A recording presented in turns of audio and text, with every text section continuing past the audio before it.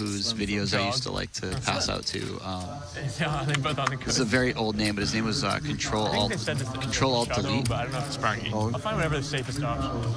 Wait, that was Spraggy. No, that wasn't Spraggy. Okay, I was like, hold on. No, he was British.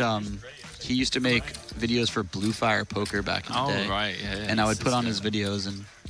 way back. Yeah. Way before my time.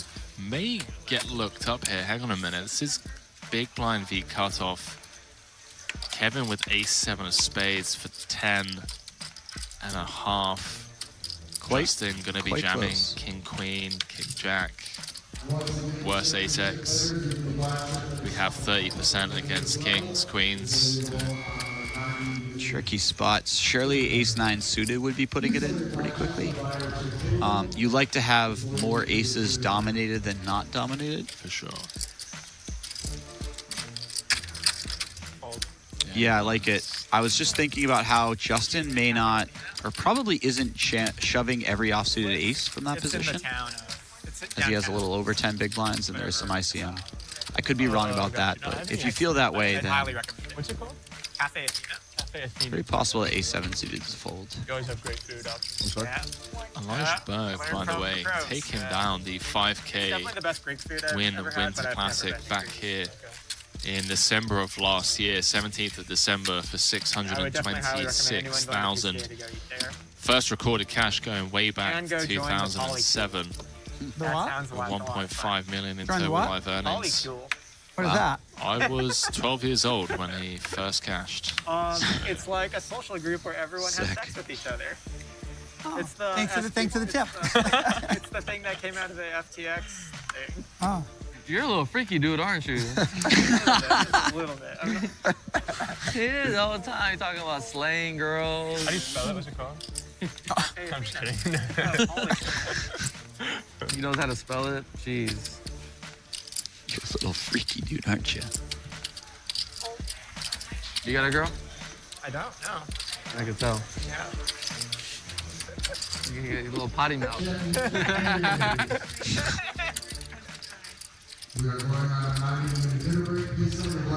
Oh, they get to eat. Can we eat? Do we have a break? I hope. I don't want to blow up his spot, but my fiance Ashley, she studied dance in college, and she occasionally takes dance classes for fun. Nowadays, she went to this hip hop dance class. 10 minutes later, Ben Yu shows up. You should just ask. I mean, is there a better human than Ben? Oh, God. He's the greatest. And that's just something that you know because your fiance goes to these dance classes, but how many other things do you think there are that Ben goes to that we just completely unaware of? Like, it wouldn't surprise me if he could just drill an absolute classic on the piano or something. Yeah. Good luck to you, Dean. How you doing? Pepsi? It's like there was a documentary about Eric Seidel. They interviewed his daughter, and she goes, yeah, one time I called him when I was at college, and he picked up and it was really loud, and there was this music playing, and I was like, where are you? And he goes, oh, I'm at a Kendrick Lamar concert. She goes, who did you go to a Kendrick Lamar concert with? And he goes, just myself. But Eric Seidel? Yeah. What a legend. I mean, he really is right now for the future. a complete and utter legend. That guy knows about new trendy stuff in cities he doesn't live in before any of us. Everyone in this trend. That's mad. Like, come on.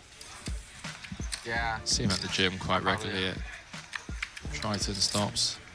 I'm worth Out there 80K walking. net worth. Jeff Bose saying, great commentary. Is Jesse wearing a counterfeit hoodie right just now? doubled your roll.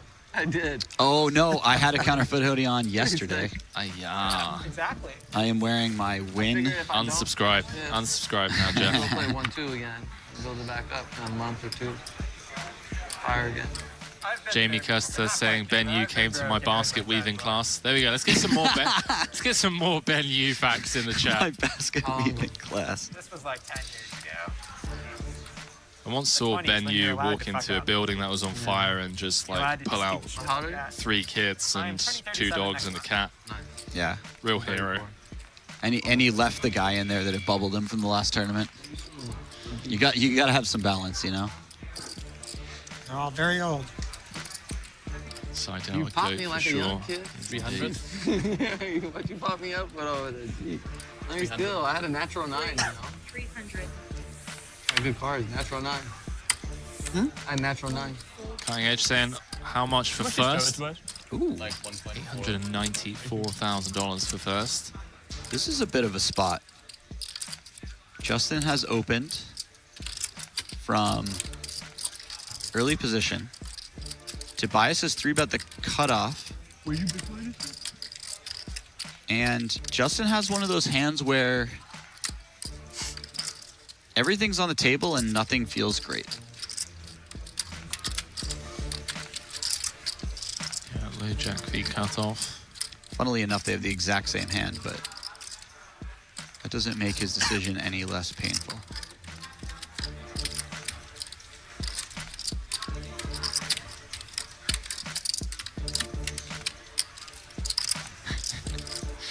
Oh, YouTube chat just remains undefeated.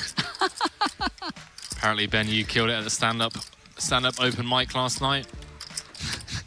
Sun Farmer saying, Ben, you helped me plant soybeans in the spring of 2018. Brian saying, Ben, you delivered my sister's baby. That's my favorite. This guy, what a legend. As Tobias gets it through with a 3-bet. Ben, you delivered my sister's baby. Ben, you is a licensed midwife.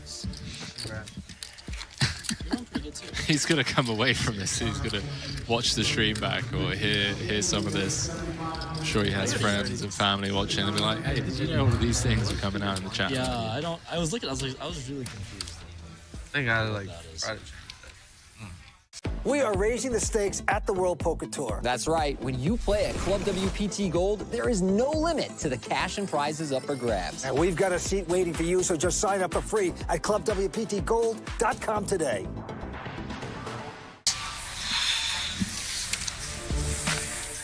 Basket weaving class. I'm intrigued.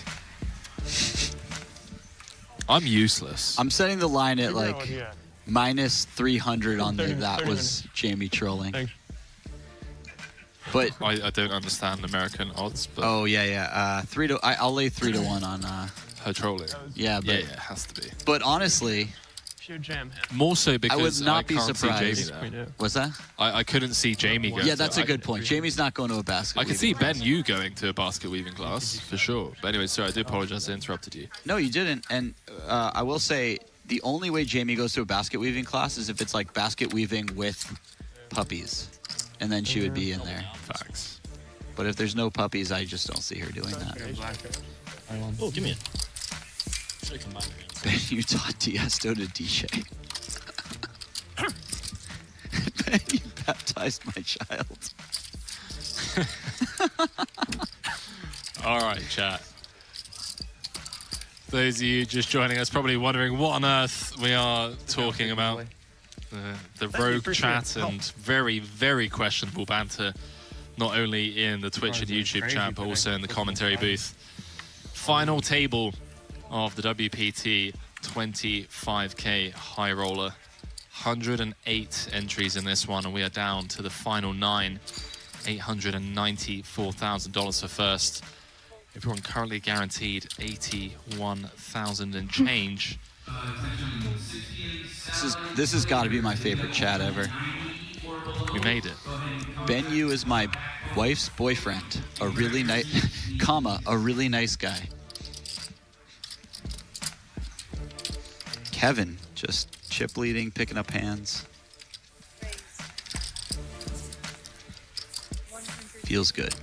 Does feel good, especially, oh boy, especially when he's the chip leader and everyone's gonna know Kevin is very aware of how he can leverage and exert a bunch of ICM pressure on the remaining stacks. Rampage coming just the flat on the button.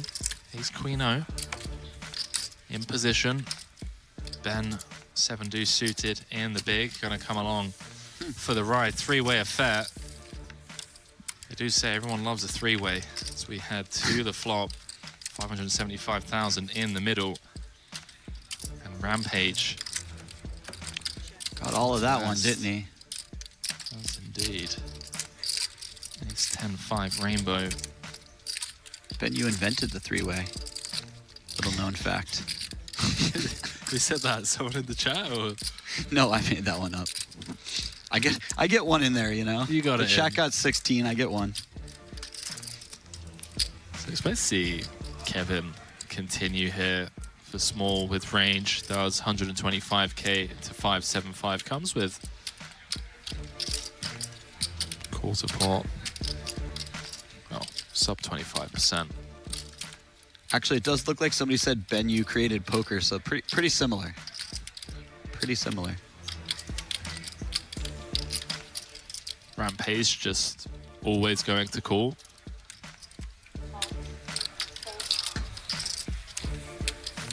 Raising doesn't really achieve much. I am slightly surprised that Kevin didn't check that flop. And the fact that Kevin bet that flop, I mean, it could be a really low frequency thing, but the fact that Kevin bet that flop to me signals that it's probably, there's a reason why you want to be betting that flop with this exact hand, and I'm interested to find out. Like, this would be a good example of something that I would... That you're going to look at later. Yeah. Yeah. I just know that Kevin knows that these ace-high boards, when you're out of position, especially versus a button peel, aren't great ones to bet in general. His hand isn't your favorite one to bet in particular, and your three-ways, you want to bet even less, so I'm super interested in why he bet here.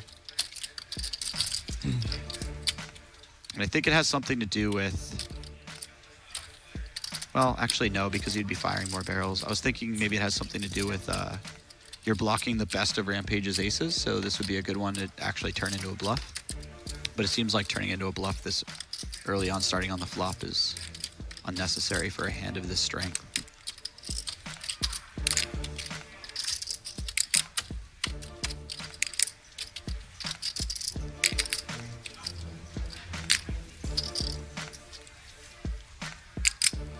Back on Kevin with the ladies. We are dangerously close to seeing the chat just go full rogue, and oh, they've already, the wheels are off. I mean, come on. They've just replaced Chuck Norris with Benyu at this point. Pretty much. Kevin with the swift fold on the turn. Queens in to the mark. It sounds I would like prefer the shorter. yeah, 75 minute 16 option. Yeah. dinner break. Anyone? Sounds like it's going to get reduced to 60. Is that happening soon? That'll be after this level. Blinds going up to 50,000, 75,000. So an hour until we head into dinner break. Kevin Rambachow leading the final 9 here in the Encore Ballroom, part of the WPT World Championship here in Las Vegas, Nevada. 25k high roller, 108 runners down to the final 9. Everyone currently guaranteed 81,000. The real question is, how many players are going to be going into that dinner break of 60 minutes? I'm going to go with 7. I think we're going to lose 2 players. How long's the level? 40 minutes? Hour level? Hour level, yeah. That seems like a very good line. Do I have to take an over-under? I mean... I'm going to go with... over. Okay. These guys would, right? But I feel like it's going to be hard to beat your number. I can't do this anymore, man. I'm going to just have to close down YouTube and Twitch chat for an hour. What is it? And just hope that people have given up. Honestly. I'm not repeating that. No, that one is not. That one is not. You guys, honestly, I count my blessings every day, just how fortunate I am to not only be here for an event like this, but to be able to call the action for an event, you know, 25k, to all of you fine folk, regardless of where you're tuning in from around the world. But one of the greatest things about it is just the engagement with the chat, because you know, you just have people from all over the world tuning in from all different walks of life, just coming together to enjoy poker. For sure. You know? For sure. And that is the thing that we just all have in common. Yeah. And we have the rogue chat and the questionable banter. It's brilliant. It's brilliant. And I promise I'll stop using that catchphrase when you guys calm it down in the chat. Justin defending the big blind, flopping best on the Queen 7 deuce. Be very curious to see if there are meant to be some check raises with top pair due to ICM. Yeah, normally you would be very happy to check raise a hand of this strength with the stack size that Justin has, but given ICM, it becomes a very high frequency check call, I believe, if not just a check call. Although the 10 kicker would matter more if Elijah opened from a later position. Elijah has been quite loose, but I don't even know if they've received that information yet. Elijah knuckling back for a club. So hearts bricking. 7-4-5 in the middle. See what size Justin decides to probe with here on the river. Melissa Schuber in the chat saying, don't take Henry's bets. He is notoriously sharp at side bets in the booth. That is true. I've only lost to one person in side bets in the commentary booth. Wow. Who was the person? That was Gary Blackwood. Oh, man. Yeah, that's pretty sick because $1,000 I lost it. You told me on break that you've done commentary with Ike and Jakun. Yeah. So if you're winning against, especially Ike, who's just crazy good at coming up with answers to all sorts of odd questions. Nice healthy bet here, by the way. Oh, I see. Okay, this is slightly over half pot. Still fairly healthy bet. Didn't realize how big this pot had already become just with the C bet. But yeah, nice healthy bet. Maybe he goes a bit larger if they're not at a final table, sizing down a bit due to ICM, and quickly getting paid off. All of the draws missed, essentially. Huge pickup for Justin, up to 2.3 million. Really unfortunate run out for Elijah that he made a pair. Yeah, just like the nut low run out, hearts bricking, and yeah, you're like, you know, if you're gonna give me a pair, at least put a heart out there so I can consider folding. We are raising the stakes at the World Poker Tour. That's right. When you play at Club WPT Gold, there is no limit to the cash and prizes up for grabs. And we've got a seat waiting for you, so just sign up for free at clubwptgold.com today. I wonder if you... But just to clarify, by the way, so that we don't put Ike and Jason on blast, I didn't bet with either of them in the commentary booth. So my record, as solid as it is, it would most likely be worse off had I decided to. You never know. You never know. Everyone's better than someone else at something. I got a funny feeling that Ike is probably incredibly sharp at betting. Yeah, that's what I was thinking. I was impressed that you beat Ike of all people. He seems like the kind of guy, if you created a game on the spot, he would very quickly be better than everyone in the world at it. I need to speak with. See, this is the thing about being in the booth. It's very easy to just want to share stories with friends. Mm-hmm. I'll ask him if I can share this story for tomorrow or later on. I've got some good Ike stories. What's tomorrow? Is that the? Oh, that's the point. Yeah, I don't know.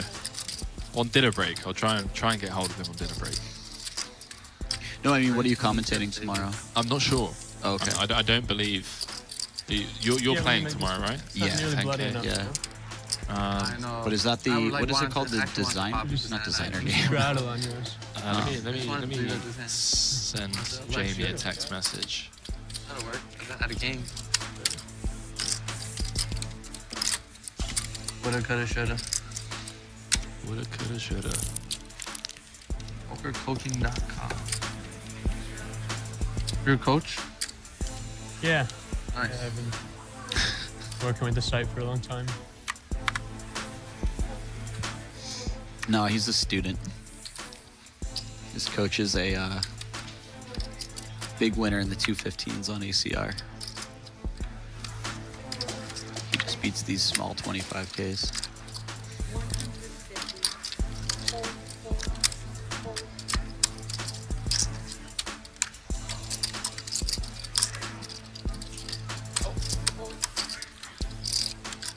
Two Bands over on Twitch saying Justin Saliba, a great guy, super friendly. Caught some poker with me on break during the Millie Maker. Yeah, we were just talking about him 20 minutes ago or so. Just kind of burst onto the scene. 1.7 million in earnings over the last 3 years on the live felt, and it just wouldn't surprise me if in a year and a half from now, you kind of look back and you're like, okay, yeah, he's just been crushing it and continued to crush it. Seems to be one of those guys that is really hungry to just improve and compete at the highest level. And I can confirm the great guy status. He's almost too kind for poker.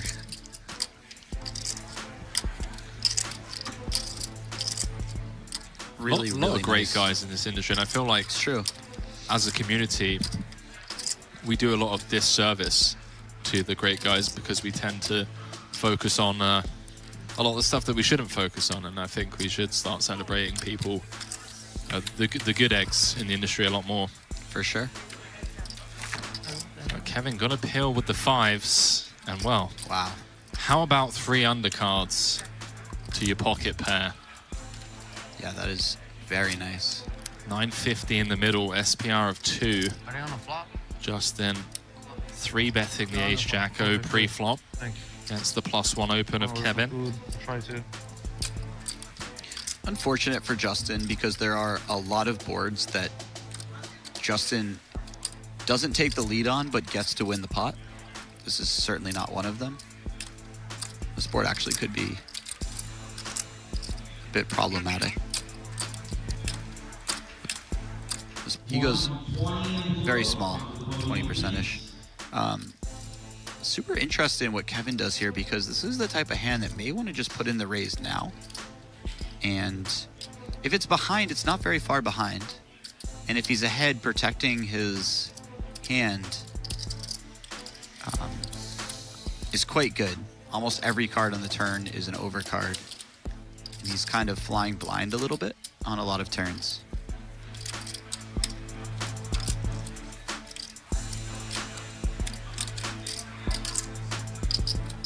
He does decide to just call.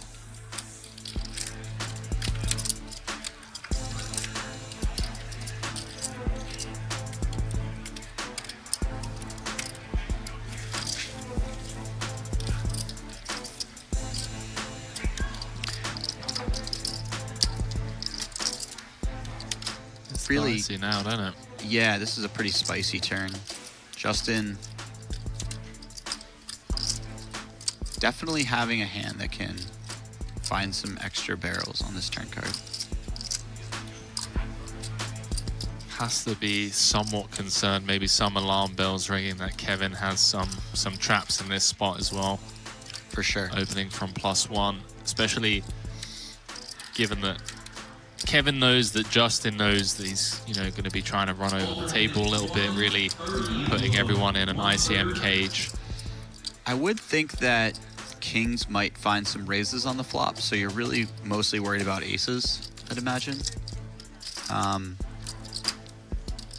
Either way, Justin has probably one of the worst hands he's going to show up with that can contain 1 heart, so fairly good candidate to be bluffing with. Obviously, you're much happier about the ace of hearts because you can never be trapped by nut flush when you have the ace of hearts, but here he could be drawing dead a little bit of the time. 1.8 million in the middle, action back on Kevin with his pair of 5s, open-ender, and the best hand as things stand with 1 to come. I think now Kevin only has one option. He has to call. Raising his hand here would be... He just could potentially get it in a little too far behind. 4 diamonds on the river. Kevin with the check mark, and if this checks through, we're going to have an overwhelming chip leader. And that chip leader is going to be Kevin Rabichow, forced to be reckoned with when it comes to no limit hold'em tournaments. I do have a feeling like Justin might go for it. Justin is not a man who gives up on the bluff in these spots too often. And he has a pretty good hand to go for it. 3-bet pre. Not the perfect blocker, but you know, you so rarely get to have the perfect blocker. You certainly have to find bluffs without it. He does have a blocker. And he does have a hand that he knows is not winning a showdown. 20% on the flop. 33% on the turn. 2.2 million in the middle. SPR of 0.55. As Jesse already alluded to, the only way you can win is by getting Kevin to fold by jamming. Has to be somewhat concerned though, Jesse. 1.2 million. Does effectively jam, leaves himself around 25k behind, announces 1.2 million. And now Kevin in a tough spot. Yeah, Kevin would love to have the 5 of hearts here. The 5 of hearts would eliminate just, you know, maybe even just one value combo, but ace-5 of hearts is a very real, very relevant hand. Your opponent will... I feel like that's going to be the deciding factor, right? Like, we call with 5s with a heart and fold 5s without a heart? Yeah, perhaps. I think as far as hands that will 3-bet bluff, ace-5 tends to show up a lot more than something like ace-6, ace-7. Maybe not as often as like the ace-8, ace-9s, but I mean, you catch my drift. Like, the 5 of hearts is a relevant card. Yeah. And you don't always have to call down, so if you wait for the 5 of hearts, that's very reasonable. 1 in the chat if you think Kevin's going to find the call. 2 if you think he's going to fold. A tough spot for Kevin Rabichow against Justin Saliba. Open from +1. Justin 3-bet pre. Kevin called. 20% C-bet on the flop from Justin. 33% on the turn, and now Justin effectively jamming his final 1.2 million. Question being asked of Kevin: does he want to be down in the middle of the pack in an ICM cage himself? If he was to call and be wrong. This almost reminds me of Kevin played a big pot with Vogelsang in the heads-up tournament. I remember that, in the semifinals. Remember, he kind of played his hand a little slower than he had to, similar to here, and then he had a tough river decision, and he called off there, and he was wrong, but if he calls off here, he'll be right, so it's... Go on, Kevin Rabichow. Wow, so sick. Take a bow. Kevin Rabichow makes the call and is up to 6.7 million, and everyone else in a world of hurt, especially that man, because they know that Kevin, with the overwhelming chip lead, is really going to lay down the law now. It's the ICM noose tightens around everyone's neck, courtesy of that sick hero call on the river. Oh man, what a call. Without the heart too, that is a sick call. Well, Justin Saliba, you got to give him credit for the heart. Tripling off there. Yeah. We are raising the stakes at the World Poker Tour. That's right. When you play at Club WPT Gold, there is no limit to the cash and prizes up for grabs. And we've got a seat waiting for you, so just sign up for free at clubwptgold.com today. We're back. We're back, ladies and gentlemen. Blinds 50,000, 75,000. Yeah, that was just a spot that's unfortunate for Justin. I think his hand wants to go for it, and if his opponent finds a great call, good for him, but you got to have some bluffs in there, you know? What a call. Great call.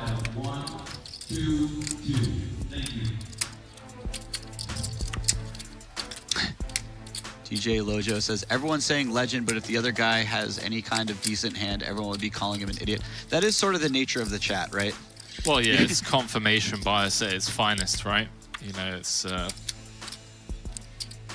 perks of, or not perks necessarily, but just comes with the territory. It's like Yo Viral with the ace-8 and the aces. Everyone was praising him one night for folding the aces, and then made the ace-8 call against Ben Lamb, and everyone's just like, well, what a whale, you know? It's just the swings and roundabouts. Everyone's very results-oriented, which is understandable, playing a game where the results do matter a lot.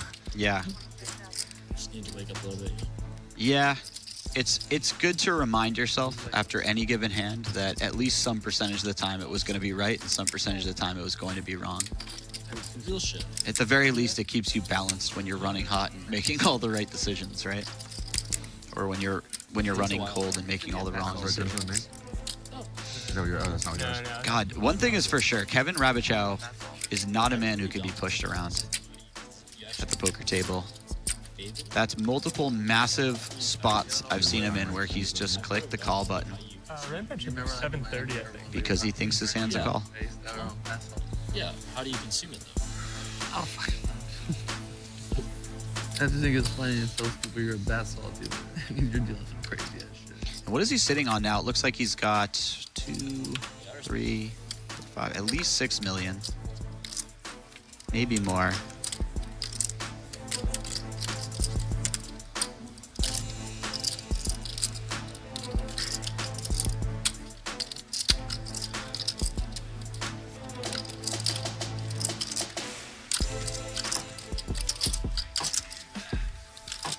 Oh, 150. They're up.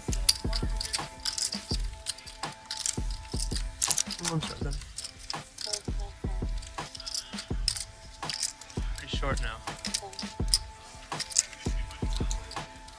Elijah considering something on the button, but quickly thinks better of it. I 3-bet ace jack out, jack of cards. He called. All right, Kevin. Kevin gonna take one off and enjoy his pile of chips that sits in front of him. Everyone guaranteed 81,000. One more elimination. Ref it, dude. What can I do? Everyone kind of waiting on what they assume is an inevitable elimination for the first ladder of this final table.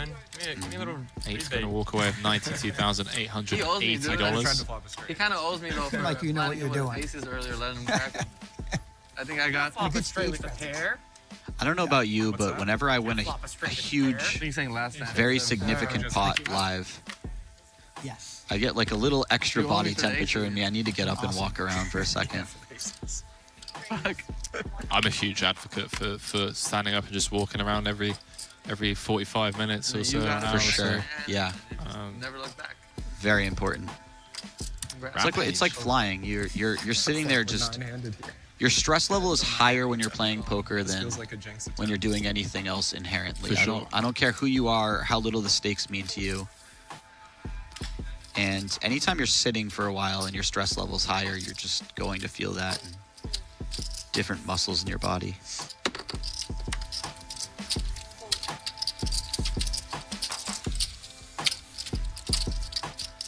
Yeah, Rampage with the open from under the gun. Kevin thought about it. Taylor in the big with the ace-9-0. He's also going to get out of the way. Wow. Justin Saliba sat on less than a big blind. Ah, okay. That makes a little more sense. That's a pretty big hand to not continue with out of the big blind. Yeah, under the gun open. Yeah, and I think he was a little afraid as well that Rampage would just barrel off on a ton of textures. And even if he flops a pair, he's not very happy about his situation with there being a half of a big blind stack in play.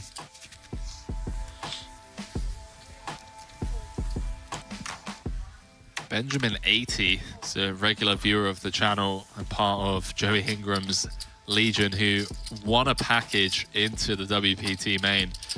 Bust the main event, I believe. Or no, I apologize, he hasn't bust the main event already. But he did win 45k on a slot machine last night. So welcome to Vegas. Hold on, so he free rolled a package. Free rolled a package. And he won 45k in a slot. Won 45k on a slot machine, I mean. See, this is why people have more, I guess you call it discipline than me, but if that was my experience in Vegas, I would never leave. You end up staying here, yeah. Yeah, which is also why I'm still here, I guess. I luckboxed some tournament and I never left. You guys are on the same site? I am a coach. You're not a coach. Who the hell pays you? I don't know. Get ace to knock. Rom's got good needles, man. Same hand. Damn. Okay. You know, Rampage's brand is kind of brand, whatever you want to call it, is ram punts. It's less than the big man. But I've really liked his play You know, so I got far. shit, huh? I don't know what happened. I never get good cards in the big blind. It's like a trend that I'm good at. Ben Yu listens to ICP while studying ICM. That's probably my favorite one.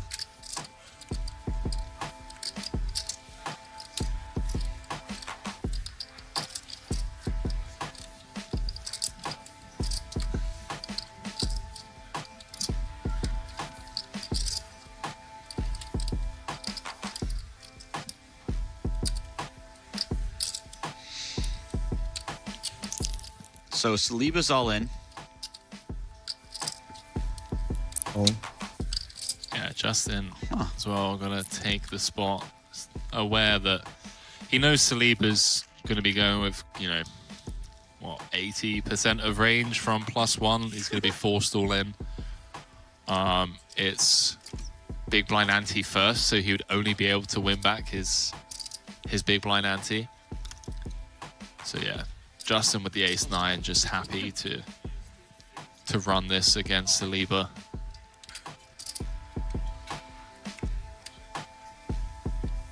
I'm not sure what Elijah's thinking about unless there's a chance we didn't pick up the right hand or something. No. I've been doing this for 5 years and never had a misread from an RFID reader. It's just, it's impossible. This is either he doesn't know that the action's on him. That's possible. Or he's dreaming of the double KO. He's like, listen, I got 5 deuce. Both these guys have ace-10, ace-jack. I've got a funny feeling he doesn't know. Yeah, I don't think he knows. And Tobias is now eyeballing him as well. If he doesn't know, his clock is ticking down. He looks like it's on him, though. Yikes. On me. Yeah, okay, he didn't know. I'd mentally checked out, so that's pretty weak. He looked at the zone, though, didn't he? Wow, dude. Hey, you get to replenish them in 30 minutes. That's not that bad. true. What did you do? Every I top was up? like, Wow. Sanchez are gonna top up? Losing Top a few mark. very valuable That's funny. time back there. That's pretty sick. Aram sweating the big blind pill with the 2 all-ins. So Saliba at risk. They are going to chop this decent amount of the time. I say a decent amount of the time. Did I have a diamond? yeah, it do so black. 15% of the time. Put that in Dude, decent starts to be a little territory. You're because he has 20. Territory We're playing blackjack now, by the way. deserves the adjective decent. 16 versus 20. That's not a good one for a chop. Pair the board dealer for a sweat. Wow, Saliba drawing to 3 outs once for his tournament life. Will he be our first elimination of the day? He will indeed. Just double checking to make sure it's not a chop. You can see, it's like, is that a chop? No. 9 does play. It was fun. GG's. Hey, nice playing with you. Saliba got a funny feeling, Jesse, that we're going to be seeing a lot more of that young man on our screens over the next couple of years. See you, good luck. He displayed a ton of heart following through on that bluff. Really did. It's a pretty easy situation where you might... There's a lot of ways to talk yourself out of bluffing there. You could be like, oh, I don't have the ace of hearts at the jack of hearts, so I don't want to bluff with it. But realistically, I think you're going to want to bluff some percentage of the time with that hand. We are raising the stakes at the World Poker Tour. That's right. When you play at Club WPT Gold, there is no limit to the cash and prizes up for grabs. And we've got a seat waiting for you, so just sign up for free at clubwptgold.com today.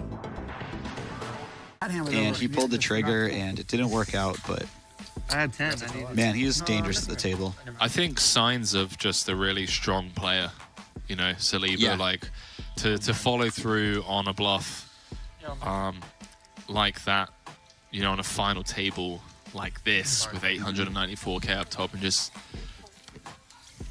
being willing to, you know, run it. And if you get looked up, if you get looked up, you get looked up.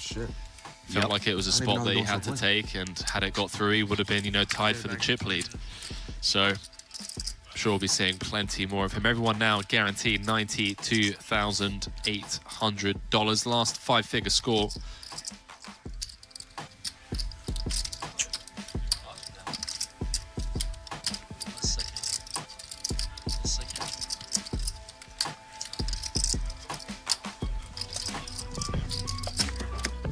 Rom limping in the small blind. Very similar stack to Ben. Definitely a situation where you want to be limping a lot. Ben checking back. He's got a nice little connected hand. He wants to see a flop. Rom smashes it. He checks. I like this check. He's hit so much of the board that it's difficult for Ben to have something. So he's going to start out with a check and let Ben potentially bluff at it, which sort of does. I mean, he has a bit of equity. I'm going to imagine that a Rom check raises here, because he has a hand that's plenty strong enough to get in, and he would like to get more money in the pot before the board changes too much.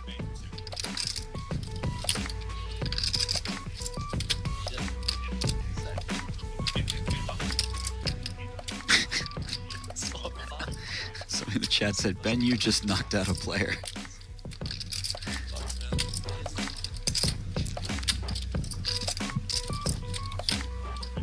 Yeah, that's true. We haven't seen a lot of hands with the Rom so far.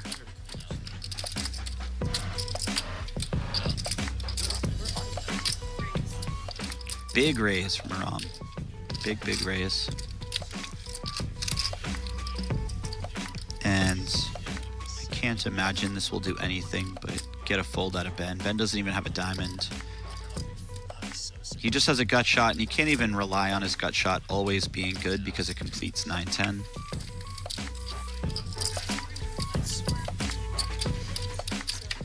Rom certainly would have liked to have made more with his hand, but still a nice little pickup. And he made a little bit more finding the check there, so that is good.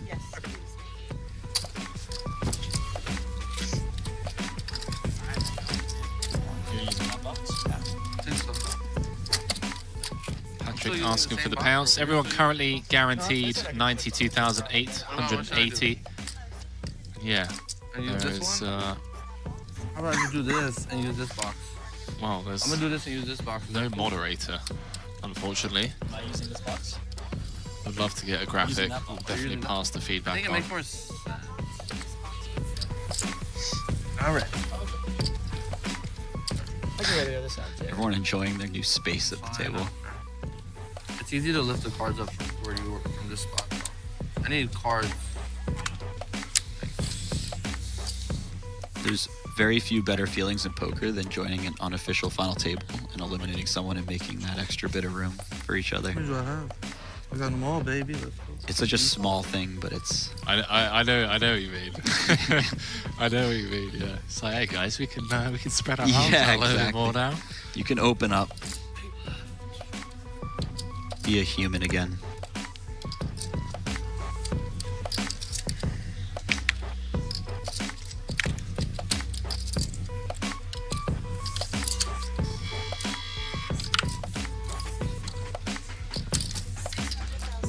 Can I see the rest of your stack?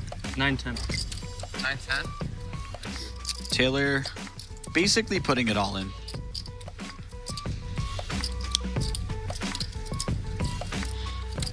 And Rom has a difficult decision. So it's for 12. Oh yes, I keep thinking that we're at 60,000 big blind.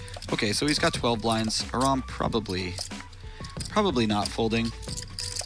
Yeah, I think we just call. I don't think Yeah, we ISO here. No, definitely just call. raising would mean he'd have to raise to almost 1.2 million.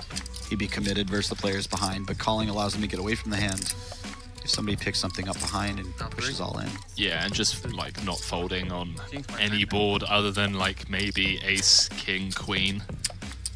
Yeah. Yeah, to Taylor.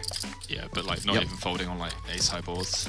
No, you have to go with almost every board. Sweating the blinds. Justin gonna get out of the way. Ben rags into the mark. So 1.4 million in the middle. Taylor the effective stack with 310,000 behind. This is going to be going in on a lot of board textures. Well, ooh, that's actually, what is that? 310, 1.4, so you'd be getting 5-1 on a call. This is a funny board because, yeah, it's a pretty terrible board for Ram to see, but it actually didn't hit Taylor. Taylor betting 100.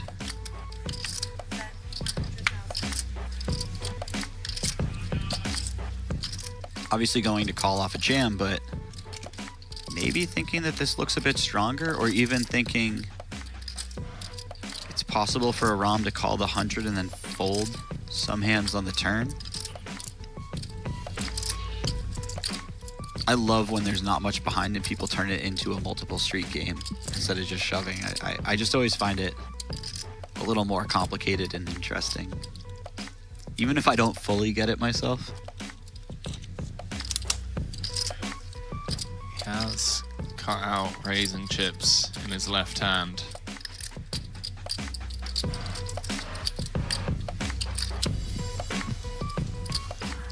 Taylor giving him the look.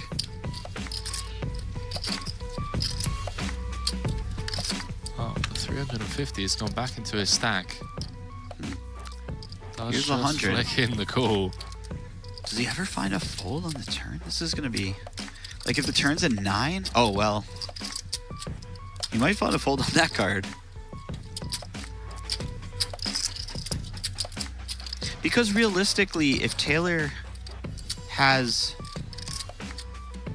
you need Taylor to have 7s or 6s. Yeah, if he has 6s, does he even shove the turn? Maybe he just does, hoping to get a fold from a hand like this.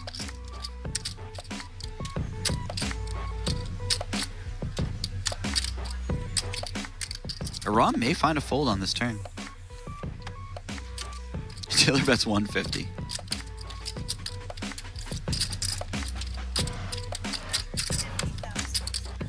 I love that this is still a hand.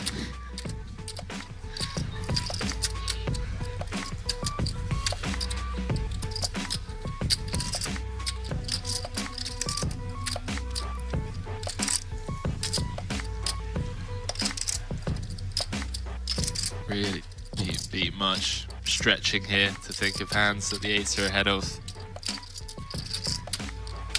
The amount of money out there.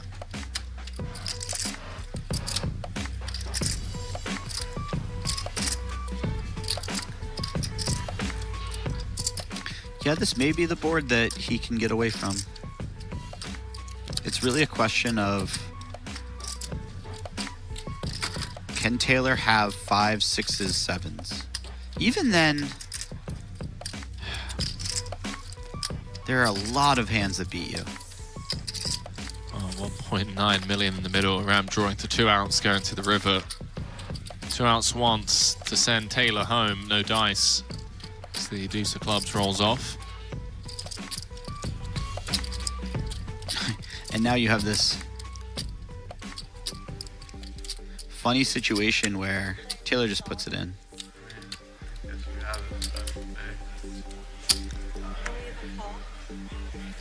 And Ram just calls it off. It's a hope against hope when he calls the river, but at this point the price is just so good. What can you do?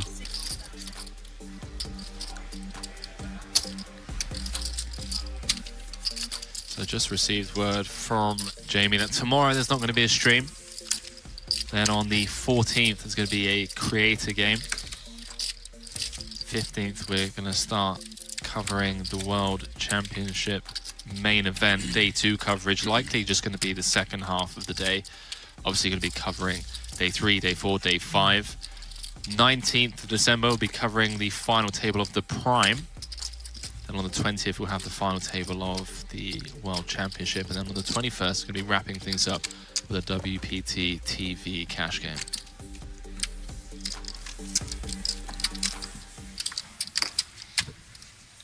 We are raising the stakes at the World Poker Tour. That's right. When you play at Club WPT Gold, there is no limit to the cash and prizes up for grabs. And we've got a seat waiting for you, so just sign up for free at clubwptgold.com today.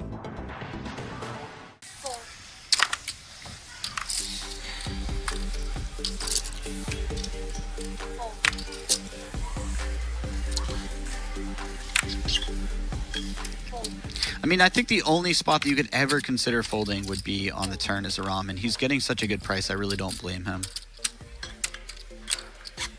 It's just such an awkward spot. Even if Taylor can have 6s and 7s, there's a non-zero chance that he checks and just tries to get the showdown with those hands.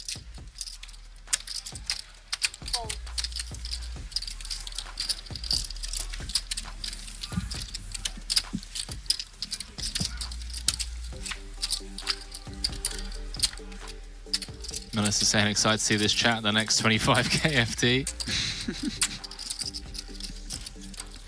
That's a great comment. Honestly, I hope every single that's been engaged in the chat is with us for the entirety of this series here.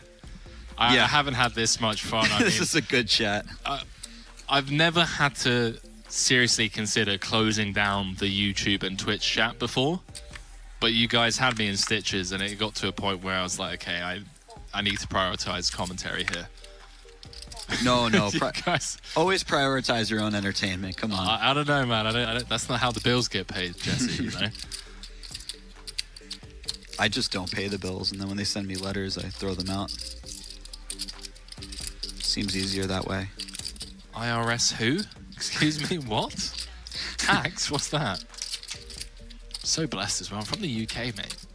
Don't have to pay taxes. That is really nice. And you know the crazy thing is I live in a grey area when it comes to income from other sources from poker as well, because I don't actually reside in the UK. Because of how I travel so often, I don't hit the threshold to pay tax in any country, and I've spoken to so many tax advisors, American, and English, they just have no clue. And they're all just what like, to do with you. well, you don't have to pay tax here. I'm like, okay.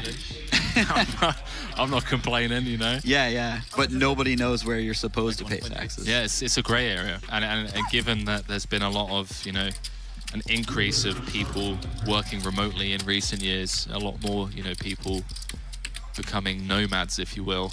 Yeah. There are places like Bali now offering these like 5-year and 10-year tax-free visas to try and bring Americans, bring Europeans to Bali to work remotely from there. Yeah. Because obviously they're still going to make money from the money that they spend on food and accommodation and that. So yeah, it's very interesting times we live in the next few years. Well, I am envious because my CPA tells me exactly where I can pay my taxes. And they are not cheap. Yeah, I don't know how I feel about you guys having to pay tax on poker winnings. Only It's if we ran the world, Jesse. Be like Oprah. You're not paying tax. You're not paying tax. You don't have to pay tax. Hey man, I will gladly move to Bali if it meant I could avoid taxes, but as long as I'm a US citizen, it doesn't really matter where I live. Taxes will be paid. I've actually looked into some developments that they're building in Bali. There's some beautiful homes you can buy for not that much money. I can link you up with some very trustworthy and people that have been there for a while. Really? Yeah. Were you out there? We'll speak with Espen later. Yeah. Okay, cool. It's something that we've been talking about as well. I spent a little time in Abood. Oh, nice. A few years back, yeah. Very nice. Not very much, a couple weeks. But I like that part. That's very. There's not as many tourists as say Canggu or Uluwatu. It's more rural. They do need to figure out the traffic. I mean, that's the only. You're on an island, mate. You know. I know it's the tough. same in Thailand. It's just terrible. Is it? Yeah. I mean, it is crazy out there. Yeah. But I mean, I'm not complaining. That I don't need to drive. That place is unbelievable. Yeah. I had such a good time. I mean, never have I been on like a 3-lane highway where there are like 7 rows of traffic. Yeah. As in like Southeast Asia. I remember when I first landed in New Delhi in India and got on the highway there. It was one of the most terrifying experiences of my life. I'm like, hang on a minute, why are there 7 cars stretched out on a like 3-lane highway? They're just crazy. Going for it, huh? Yeah. There's but just you get used to it. There's a lot of, I don't know how to phrase it. It's like a chaos that everyone's kind of part of. Yes. You know, they're all. It's a controlled chaos, if that makes sense. For sure. Traffic lights don't mean jack all in Southeast Asia. I think as poker players, we embrace controlled chaos a lot more than most. Because that's kind of what we live in. That's very true. To be honest. Yeah, that's very true. Especially in tournaments, you play against such a wide variety of styles and approaches. It's just kind of always controlled chaos. But controlled chaos is a lot scarier when it's on a road and you're not behind the wheel.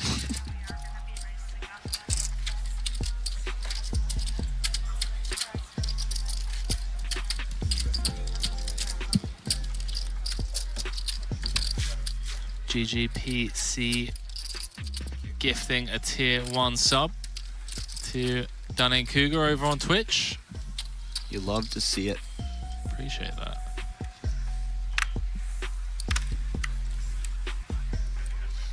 Do appreciate it.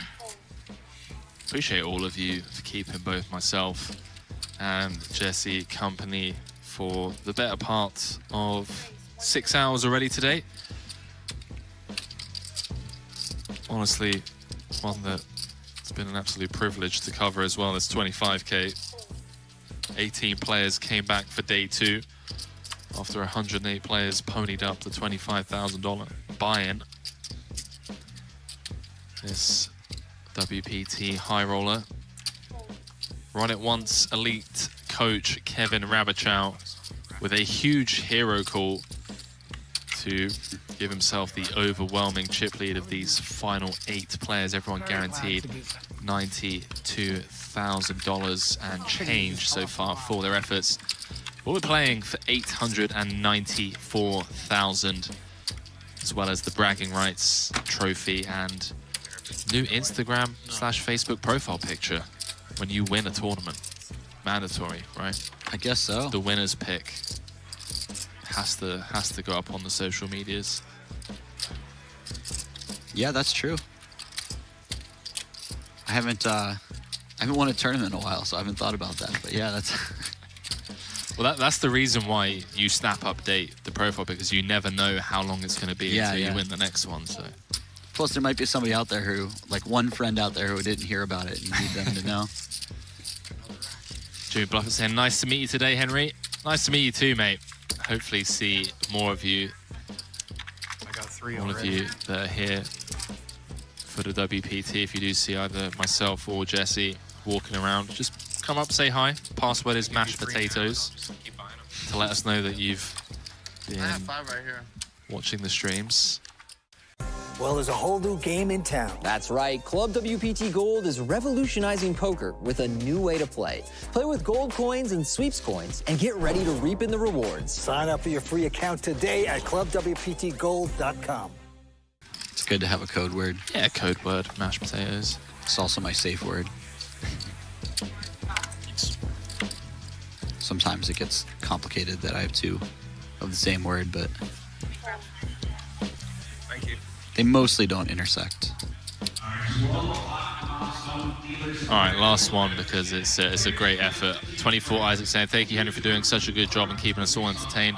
Personally having a tough time at the moment after my house burnt down yesterday, but I'm thankful for the local fire department headed by Chief Ben Yu for saving me and my 14 children from the near-death situation. Ben Yu, just an absolute champion of the people. Not only is he here at the final table, but he's out there going to basket weaving classes. Who's the real hero of that story? Ben Yu or this man's wife for birthing 14 children? Oh, man. GGPC saying this is a refreshingly great show. It's been a lot of fun. I mean, you guys make it easy for us, not going to lie, and these players make it easy for us as well. Some world-class poker being played, playing for thousands of dollars. For sure. Every time Justin shoves, the big blind finds a tough spot, I feel like. I think this is, yeah, this one's a little easier than the A7 suited for sure. But I just keep seeing people look down at their big blind and start making contorted gestures. Connor saying, hey, another question, chat. My dad and I are watching and wondering what the black and brown chip in front of each of the players your dealer are. And firstly, welcome to the stream. Shout out to you and your old man, Connor. Thank you for the question, and the answer to your question is those are tie bank chips. So to save, you know, the unnecessary tanking, well, not necessarily unnecessary tanking, but prolonged tanking, if you will. All of the players are given a certain amount of time bank chips. They're all worth 30 seconds apiece. And the dealer has an iPad next to them. They press, it's like a stopwatch for all of their actions.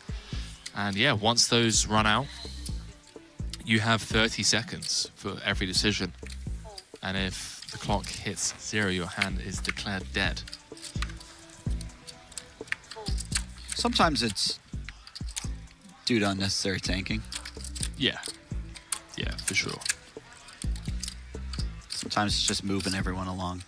Certainly on the bubbles, they're extremely necessary. Shout out to all you European tankers. You know who you are, giving us a bad rep. That's why we don't get invited to private games. On the flip side, everyone does overestimate my capabilities at the poker table here, which I love. Yeah? People are just automatically, they're like, oh, you're from Europe. Like, yeah. Oh, we're playing 5-card PLO. I'm like, I'm aware of the game that we're playing. It's like, uh-oh. Uh-oh. But I'm actually terrible. Like, I suck at poker. That's why I'm in here, and they're out there. I'm skeptical, but I'm listening.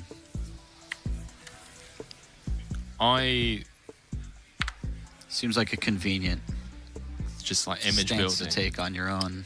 Image building in the booth. There's no better place to build an image. There we go. No, it's why I get invited to a lot of like private games. My VPIP in 5-card is probably close to like 50%. Is that bad? I feel like. I mean, you got 5 cards. I play a lot of hands. Yeah. Yeah, I love taking to the streets. Yeah. A lot of 3-betting, or you just like seeing a lot of flops? Just love seeing flops. Love Nice. just like deep stacked 5-card where people are just going to be making a lot of mistakes. Yeah, fair enough. Back into this, Ben. Just going to go for the open jam, just in the effective stack, sub 10 big blinds. And Yeah. no nonsense from Justin. 4-3 straight into the mark. Maybe a little limp to trap if he had the suited ace-queen. Shove that one.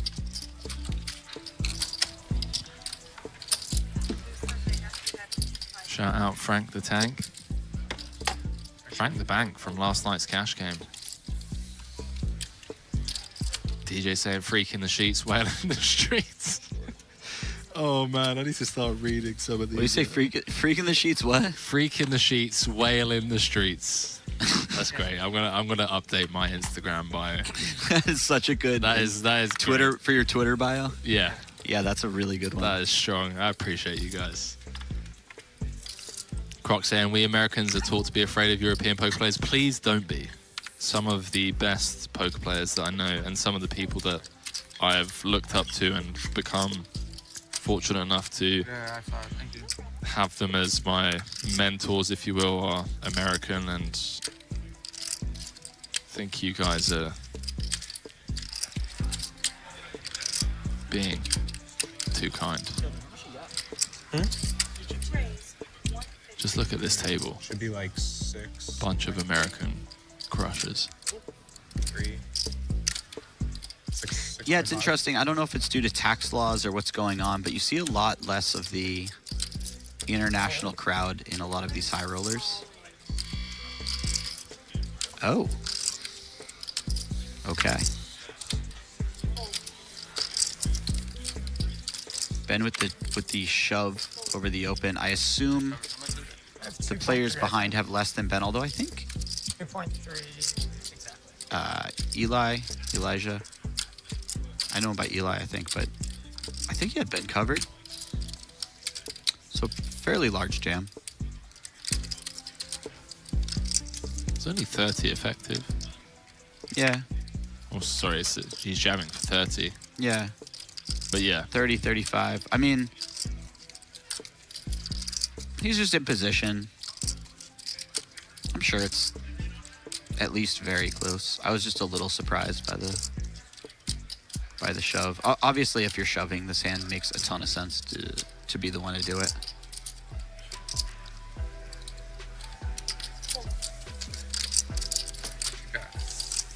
Find out. I feel like Elio finds a way to put 6 bets in there with the ace king on that stack size, you know? We're getting We are freaky. coming up to the dinner break in around about 25 minutes time. Did you have like a gated community hand? What? Did you have like gated Community? Like, What does that mean? Like, were you playing street poker? Oh or were man, you I playing, got like, suburban I got a poker? text saying that we need the You end of two the play staking street story. poker. And Did you have like Story. gated That was no, this was a couple missionary hours ago. I already told the end of it. You know, Oh, gated okay. community, But somebody said in the chat as well, so I finished It's not it. your but fault. I don't know who texted me. It's a This spot is +44 tough. number. Where is that from? That's Oh, United we're Kingdom. little ramp. Is it? Yeah. He's got the You can use the concierge ramp. Not you, is it? Come all the way around. No. Definitely would be me. Let me see the number. Do these reset? At the It might be my mum. Why do you got my mum's number? Yes, they do. I mean, there's some things we should just leave to off the stream. I just received confirmation this is the last hand before the 75-minute dinner break. Yeah, Harry's gonna go kick my ass for 60 minutes for having his mom. You did call the overs on 7 players. We still have 8 players left, but Replenished it all day. we've got Aram, 20 big blinds, pocket 7's gonna open things up. Good luck. That'd be really rough. $92,880 guaranteed. Last of the 5-figure payouts for these final 8 players. Then how much you got in red? 300 exactly. You're getting all red? Mitch saying Henry had 40% of the WSOP main winner. Yeah, dream on. More just. I have a James 400. Griffith saying, well on the commentary, hit the like button, folks, please do. As we dive back into this, Tobias with the aces. Do take a couple of seconds out of your days to click the like button. It really helps us grow the channel and reach a wider audience. You might give me green. WPT doing everything they can to just grow the game by putting on, I mean, one of the most talked about, highly anticipated poker festivals of the year. Back into this though, Jesse. Yeah, I think this is going to be a small re-raise. You can find some small re-raises here. Especially at a final table where just bet sizes are smaller in general. Yeah. This is going to look very fishy. When it folds around the big blind and they could happily just put in the extra blind and see the flop and they make it a very small size, especially against a 20 big blind stack. It's always, How much is the gate? 90. I don't know. I'm always a little bit of a non-believer that they have bluffs. I got 6 and a half points. But you know, we are playing a 25K FT. We are playing with players who are capable of actually finding those bluffs. Yeah, there's also the dinner break leveling aspect that plays into For this sure. as well. Yeah. It's like, come on, mate. If you fold, you get to go on dinner break for 75 minutes. He does find a very disciplined fold. Does lay it down as we head in to our dinner break for this 25k high roller. Ladies and gentlemen, I would love to just sit here and just shoot the breeze with all of you for the next 75 minutes, but Jesse and I are going to go and grab some much needed coffee, water, food, as are these final 8 players. They're slightly richer than us, as they are guaranteed 92,000. Kevin Rabichow, the overwhelming chip leader.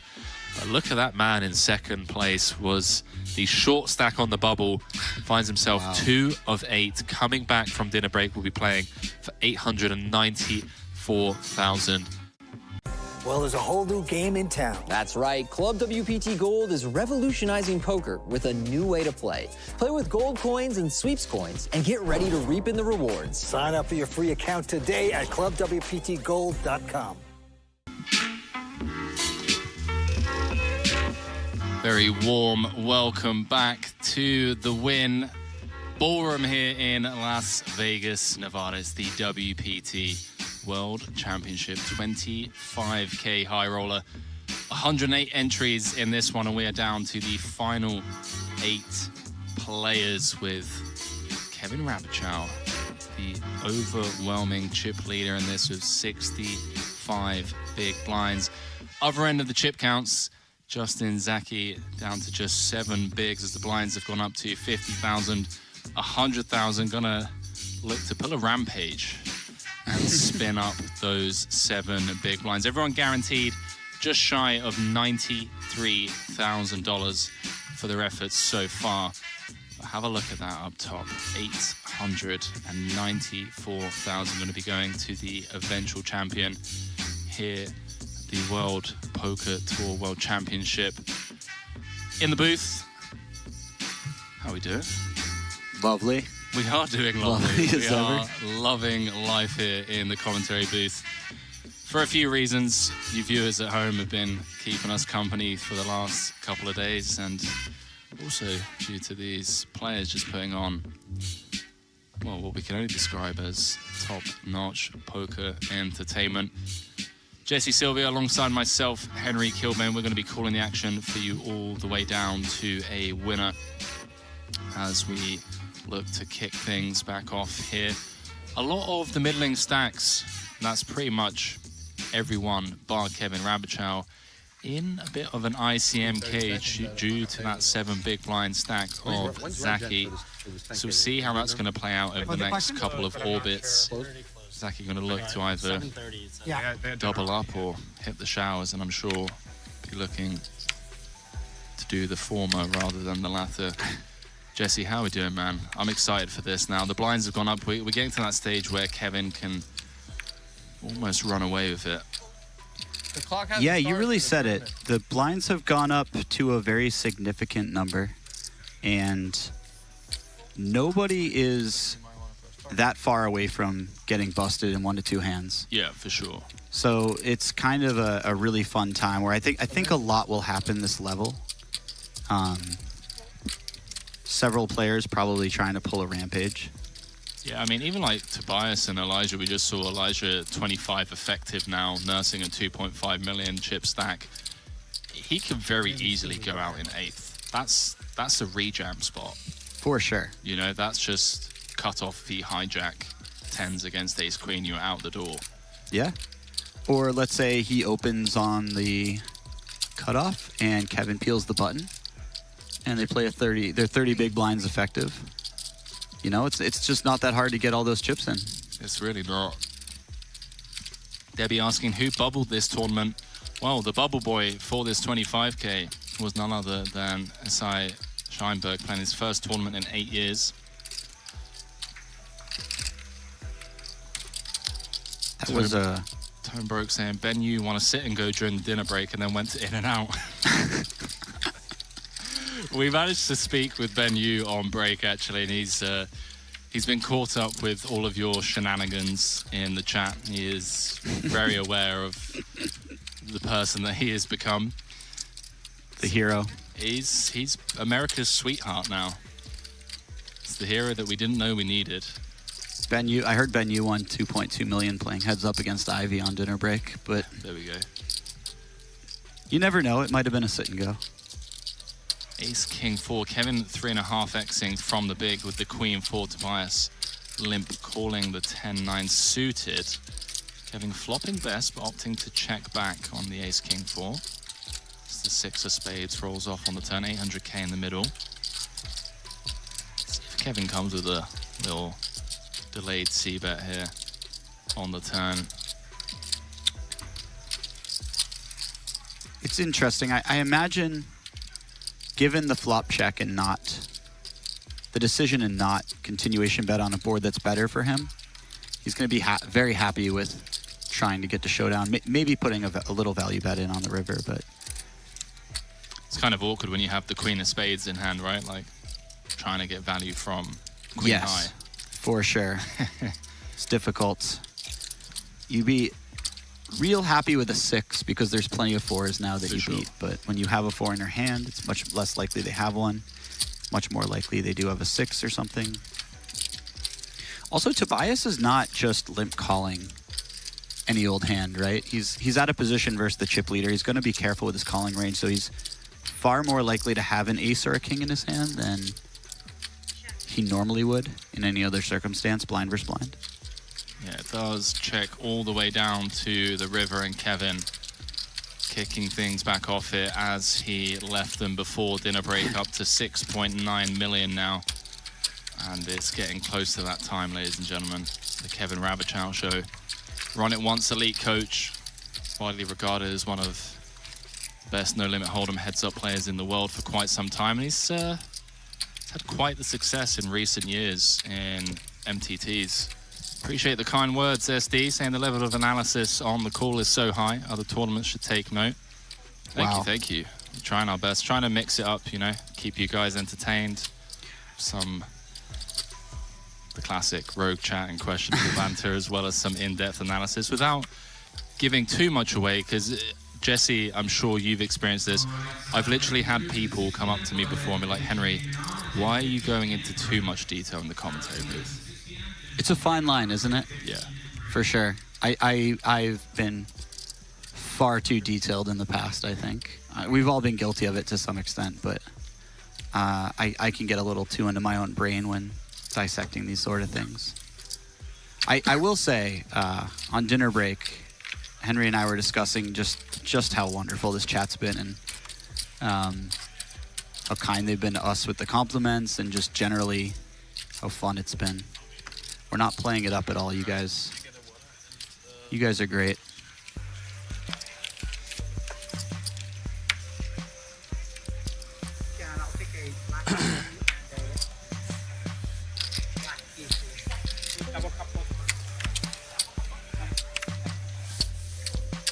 Do you have decaf coffee?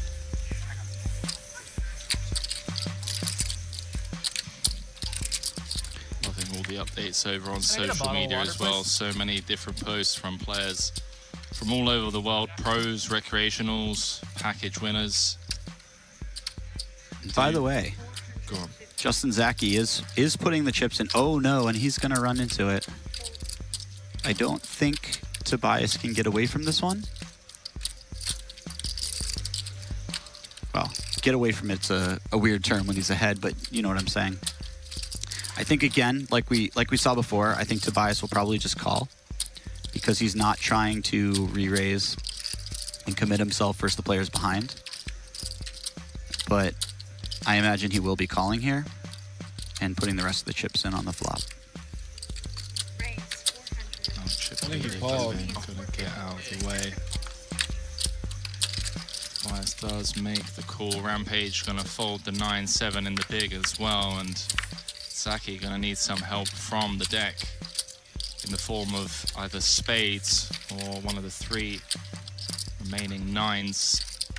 1.1 million out there, and it's pretty rough shape. Not the flop you want to see when called.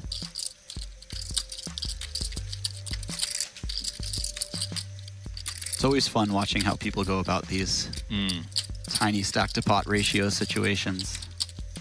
Yeah, effectively jamming. I mean, we're talking about incredibly intricate parts of the game tree here. Looking at a 6.5 big blind stack. He does check, and that does make sense. I'm not saying it's correct. I really am not sure either way. But it does make a lot of sense that you would want to check some hands. It does put him in a very awkward position when his opponent shoves. It does. You know, I'm curious. So Justin would be left with 200k. Big blind, and he plays first, so there'd be 250 dead in the middle. I'm gonna have to eat the feed for overnight. If he folded and then doubled the next hand, he'd be back up to over what he started off this hand with. Yeah, and given the final table and just generally the ICM model, he could be pretty confident that he's almost never ahead on this board. Yeah. And he's quite often very far behind. So this fold does make some sense. It's a really disciplined fold. It is a very disciplined fold. I think a lot of people approach that spot in the sense that, okay, I've effectively jammed pre-flop by putting in 4 of my 6 big blinds. I have to go with this on any board.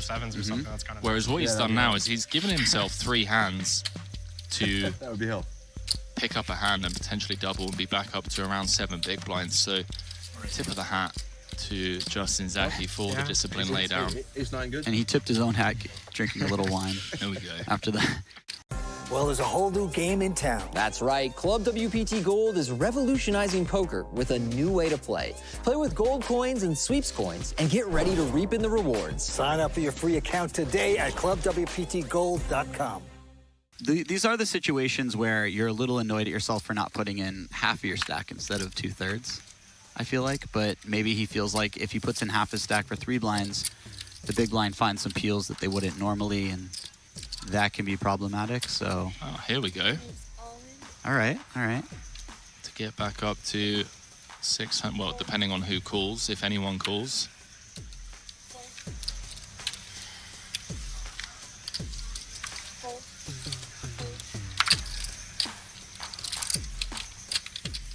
So now, I think Rampage re-raises because he's leaving too good of a price for the big blind to come in. He doesn't want to do that. Dude. Thank you. Yeah, he does. All right. I so jam over the top. And we have ourselves a pretty fair flip here.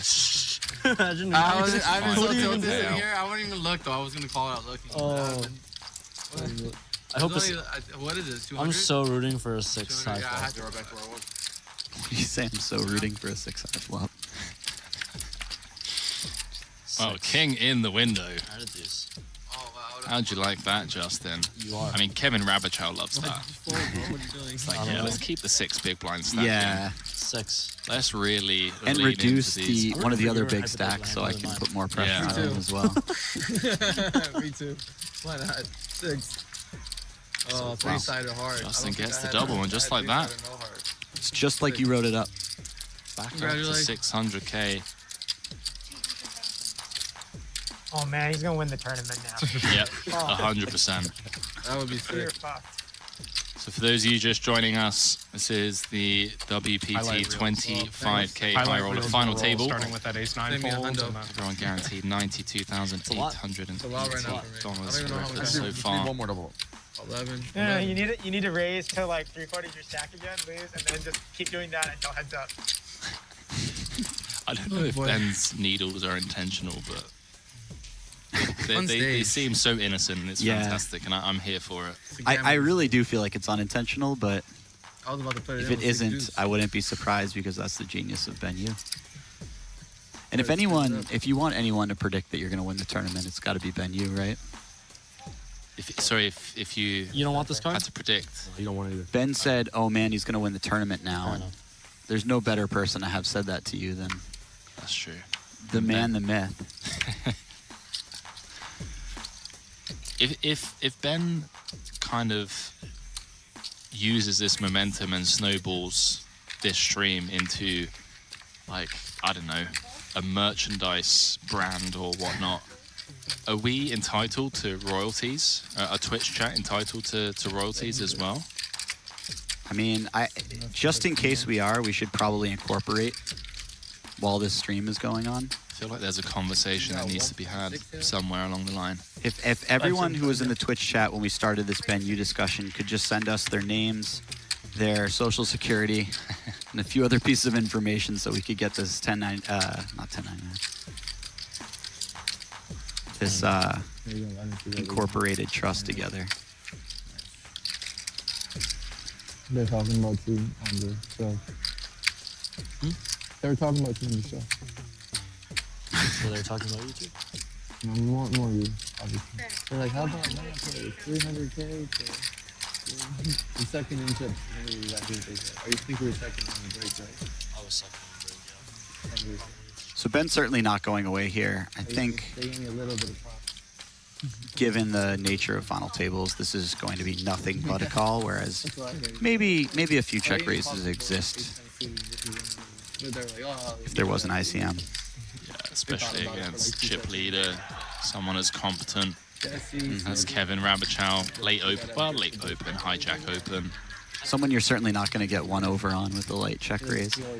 Ben may find some leads if this wasn't a final table as well, but given the nature of the final table, he's probably just going to check. At every turn, you want to err towards the strategy that keeps the pot smaller. And he's doing a really good job of managing that. Kevin checking back. He's got the 3 in his hand, so there are less river cards that feel bad for him. It's funny because after we played at the ring, we always, every time I saw you, I would say, how you Ball pairing on the river. See if Ben comes with a I don't recall kind of B20-ish size. Doesn't really want to face anything more than half pot. Does opt to knuckle it over to Kevin, and now kind of finds himself in a, I don't want to say dicey-ish spot, because I feel like it's pretty tough for Kevin to have credible bluffs here. The bet check, bet line. Yeah, I will say, this is very likely one of the best possible check raise bluffs for Ben. None. I think maybe this is blocking 5-7, 8-7, 8-6. Yeah, just maybe like maybe 6-5 is a better bluff. 25,000? But it's quite close. Maybe I'll go. That's so far. Blocking 8-7 is really nice. Yeah. I gotta check with my probation officer. And certainly sick enough to find the spot. I wouldn't be surprised if he finds it here. It's a really nice hand for it. I think maybe you just use like 5-4. But it's not that relevant to have the 4. It's not like Kevin is really checking back the turn with pocket 4s or 4-7 very often, if he even has 4-7. He's going to be opening quite late, so maybe he has 4-7. Yeah, he also has every suited 7x combo bar 7-3, 7 deuce, right? Like he's going to be opening queen 7, king 7, that maybe bet flop and check turn. That now go for value on the river, so I know, but let's see, he's looking down at his stack. It's kind of a case of you have to bluff with something, because you will have some value shoves, right?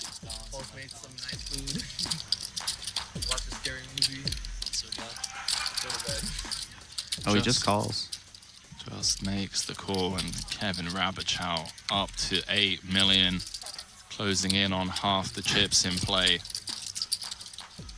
K-Rab is just a vortex right now for chips.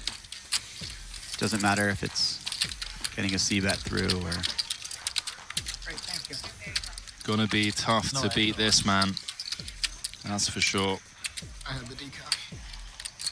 And the further he pulls away from everyone else, the more he can punish them. Because the downside of them finding a hand and, you know, doubling through or winning a big pot off of him is mitigated by the fact that it still doesn't take them anywhere close to his stack. Yeah. And more importantly, he's taken away, well, Rampage lost against Zach. He's just taken a decent chunk from Ben U in that spot, and we still have Zaki on 6 big blinds. Yeah. Final table fish. In a great position. 8 left. This WPT 25k high roller. Everyone guaranteed 92,000. $880 for their efforts so I far. should go play the Hustler, but I'll come with me. Jedamino saying 8-5 suited, fold pre and an ice with ICM and a 6 big blind stack. I like where your mind's at for sure. I could definitely see Ben just opting to fold the 8-5 suited in the big, given the dynamics at the table and with ICM. Yeah, I could tell you with pretty strong confidence that 1 to 2 of the best players I talk to about tournament strategy would say fold there.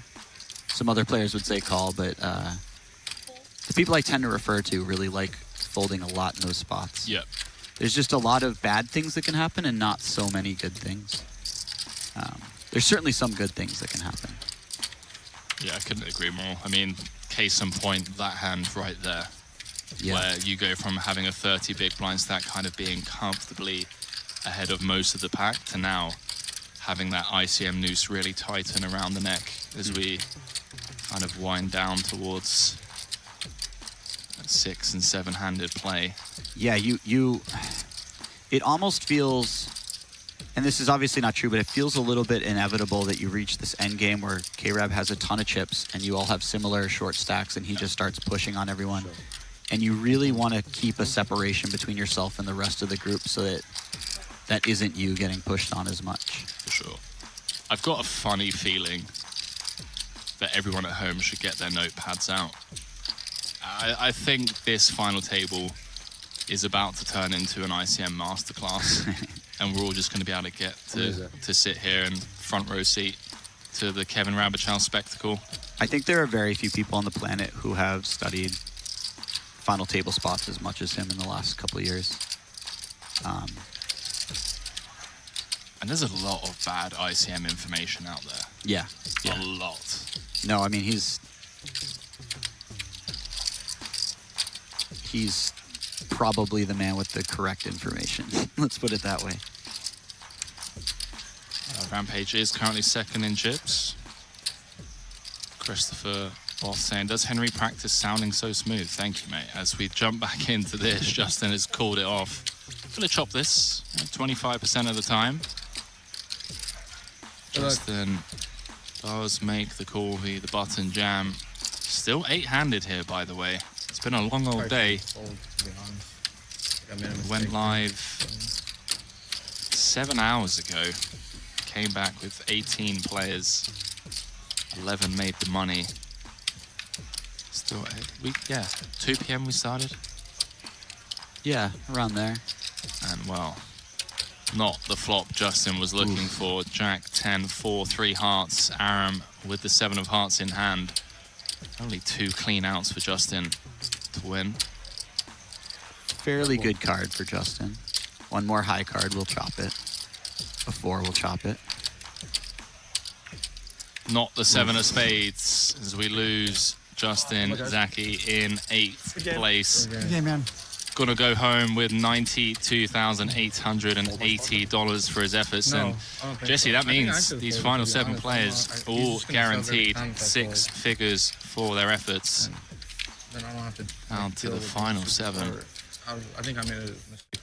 Well, there's a whole new game in town. That's right. Club WPT Gold is revolutionizing poker with a new way to play. Play with gold coins and sweeps coins and get ready to reap in the rewards. Sign up for your free account today at clubwptgold.com. Myself. I wonder what percentage of the 6 figures Rampage will be taking home. My guess is somewhere between 100 and 100. 100 and 100. Just in that zone.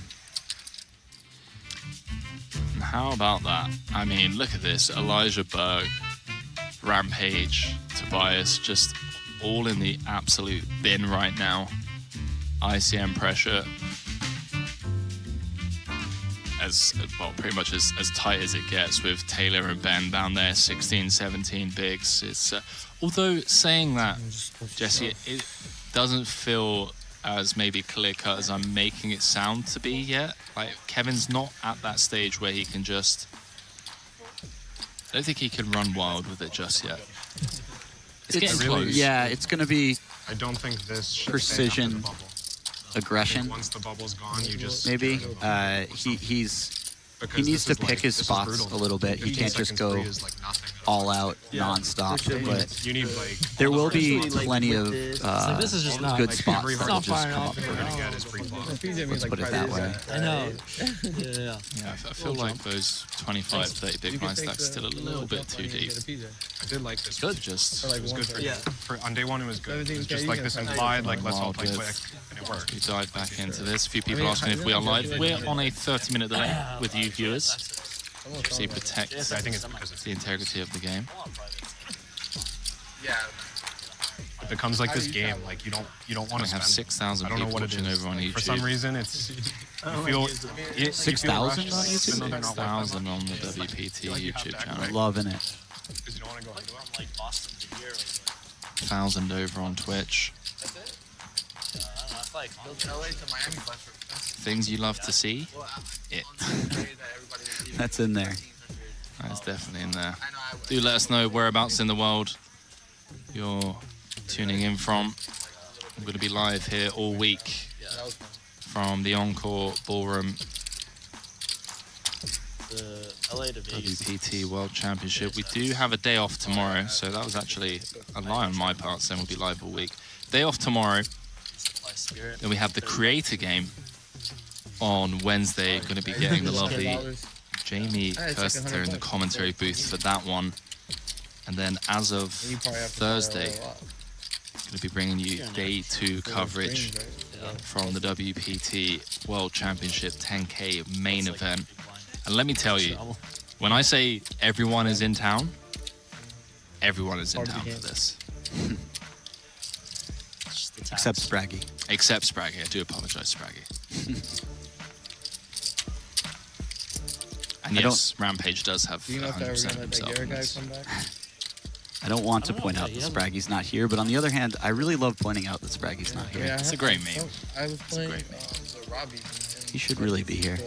Hard Rock, and she was telling me that they can't go back until the investigation.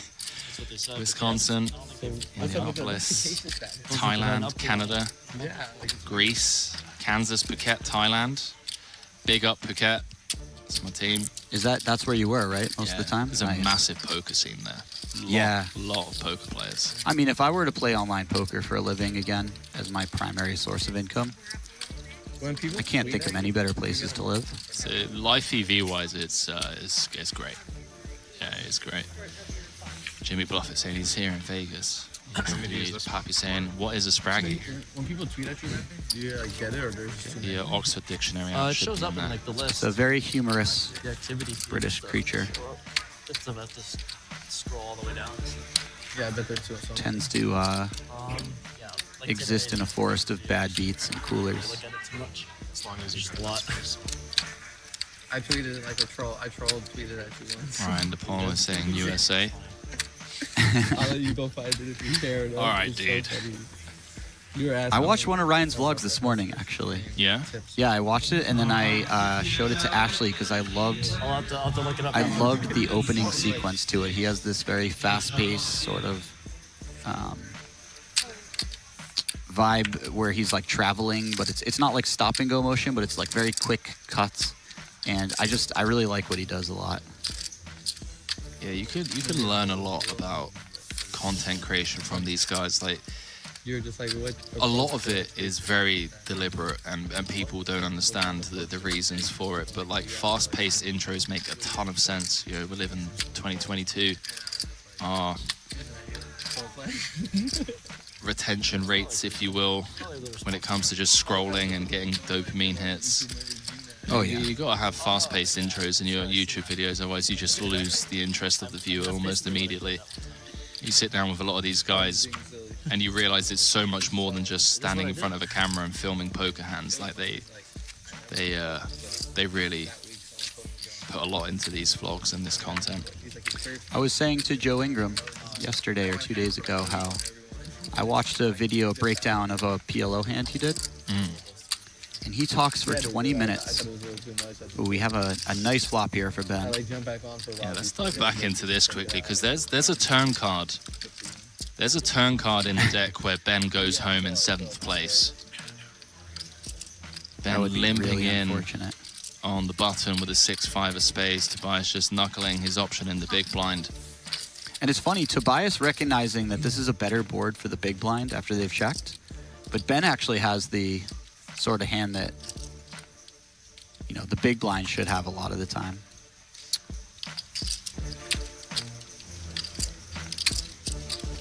Board pairing turn card. This is a tricky card for Tobias to continue on because, I mean, he can have a lot of straights, but it's harder to represent the 2-pair hands since they've turned into boats, and just combinatorically there's less of them now. So fortunately there's a lot of straights out there that he could have. He does go with a smaller sizing.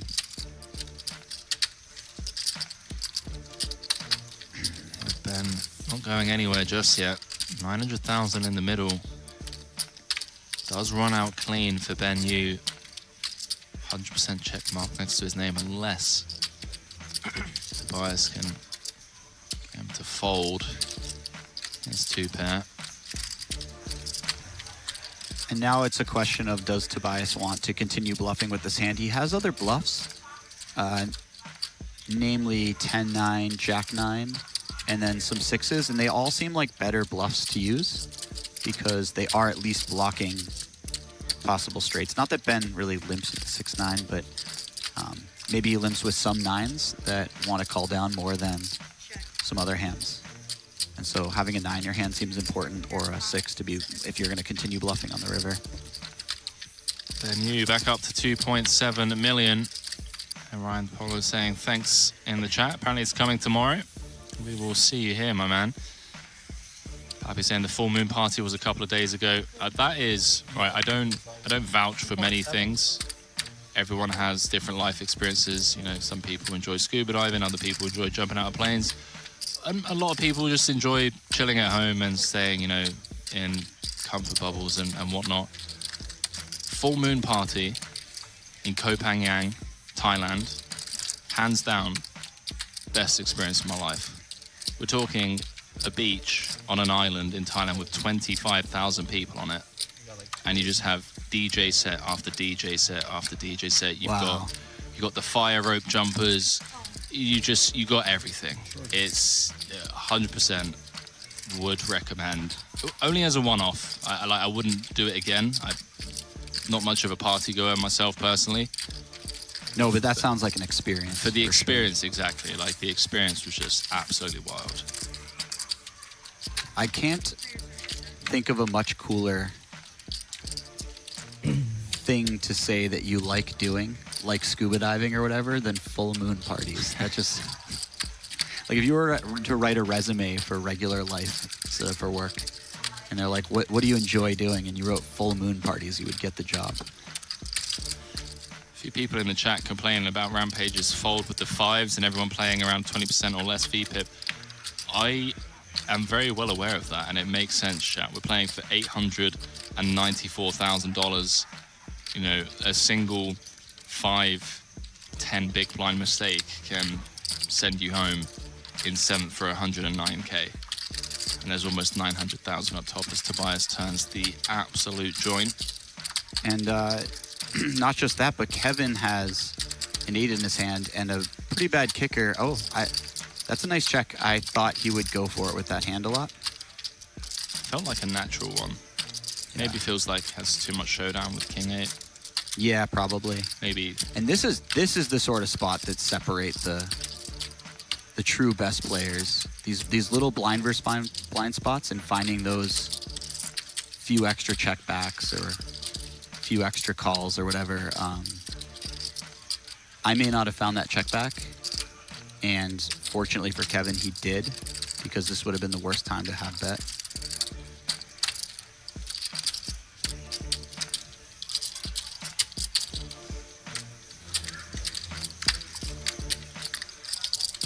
I think he may feel obligated to call here. He does have a diamond in his hand.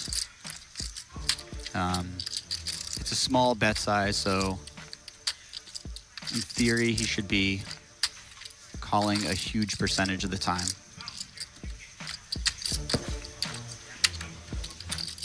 But he does find a fold. Nice. Very nice. Wow, he's such a sick pup. This guy. He really is. This guy. You know, he came up to me today, start of the day, like 5 minutes before they started day 2, 18 left. And he said to me, Henry. Well, there's a whole new game in town. That's right. Club WPT Gold is revolutionizing poker with a new way to play. Play with gold coins and sweeps coins and get ready to reap in the rewards. Sign up for your free account today at clubwptgold.com. Luckily, I have a backup plan if I bust. I was like, well, how many chips have you got? Like, what's going on? I said, well, you know, hovering around 19, 20 bigs, I think, coming back into the day. I said, okay, what's your backup plan? He said, well, if I bust early, I've already spoken with Jamie, I'm going to jump in the booth. Okay, sounds good. So do me a favor. How about we skip the whole busting early part and you just win it and I don't get to see you in the commentary booth? Is that okay, deal? So, all right, bet. I'm glad you said that to him because otherwise he might be... You gave him that extra oomph to really go in there and win all of the pots. Well, look, I know it sounds crazy, but if you had to choose between winning $900,000 or spending 5 hours in a room with me, I know it's tough for a lot of you guys, probably on the fence. A lot of you would have to flip a coin. But Kevin was like, okay, I'll take the 900. And I don't blame him. I don't know, it's tough. It's a tough spot. I'm glad that he was in that spot and not me because I wouldn't know what to do.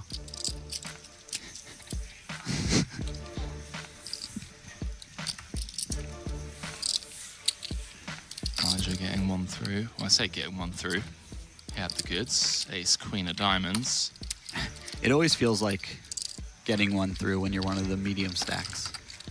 Unless you have the actual nuts. Just like not facing a 3-bet. Yeah. You're just happy that you're not being put to the test for your tournament life. Or even worse, not facing like a button peel by K-Rab and then the flop is something like Jack 7-6 and it's just a nightmare to navigate out of position against him. Mike Carroll saying cool story. Ryan saying sounds like he owes you 1% or 2. Yeah, I think that's a 2 to 3%er right there. I'd say so. For sure. David Nash saying, is Jamie going to be on as a commentator soon? I believe she will be either jumping in to relieve one of us for 30 minutes or so, or if you guys are willing to be patient, she's going to be with you all day on Wednesday for the streamer game as Kevin wakes up with kings on the button.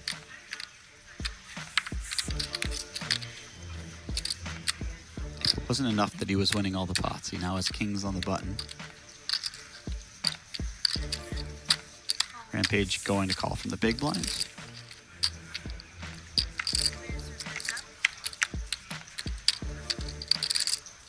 Oof. Not the worst flop for Rampage. Flops a little gut shot to the nuts. Also a board where if he does float, there are avenues to win it when there's an ace on the board.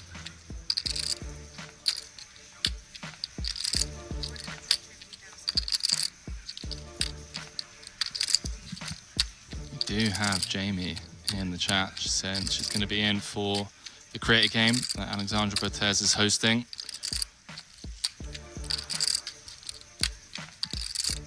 Wouldn't want anyone else in the booth for that game, by the way. So Then Jamie? Oh yeah, Jamie's the greatest. For the creator game, just perfect. When Jamie started working with the WSOP doing the main event, I was so happy because I feel like her wit was severely underrated. I'm scared of doing commentary with Jamie. Just too sharp. It'd be like playing poker with Bob. You know? Oh yeah. Yeah? You see where I'm going with this. You never know where a little jab's coming in. And the thing is like, I am 100% sure that 3 or 4 of them would go completely over my head. I wouldn't even realize that I'd just been needled in front of thousands of people, and everyone would just be like, wait, that just went over Henry's head. Love this lead by from Rampage, by the way, on this turn card. Big fan of this. Yeah, this is certainly a Rampage card more than a Kevin card. Although Kevin's opening so wide on the button in this particular situation, he's going to have a lot more 7s than he normally would. Still, when Rampage check calls the flop, he's got some sevens.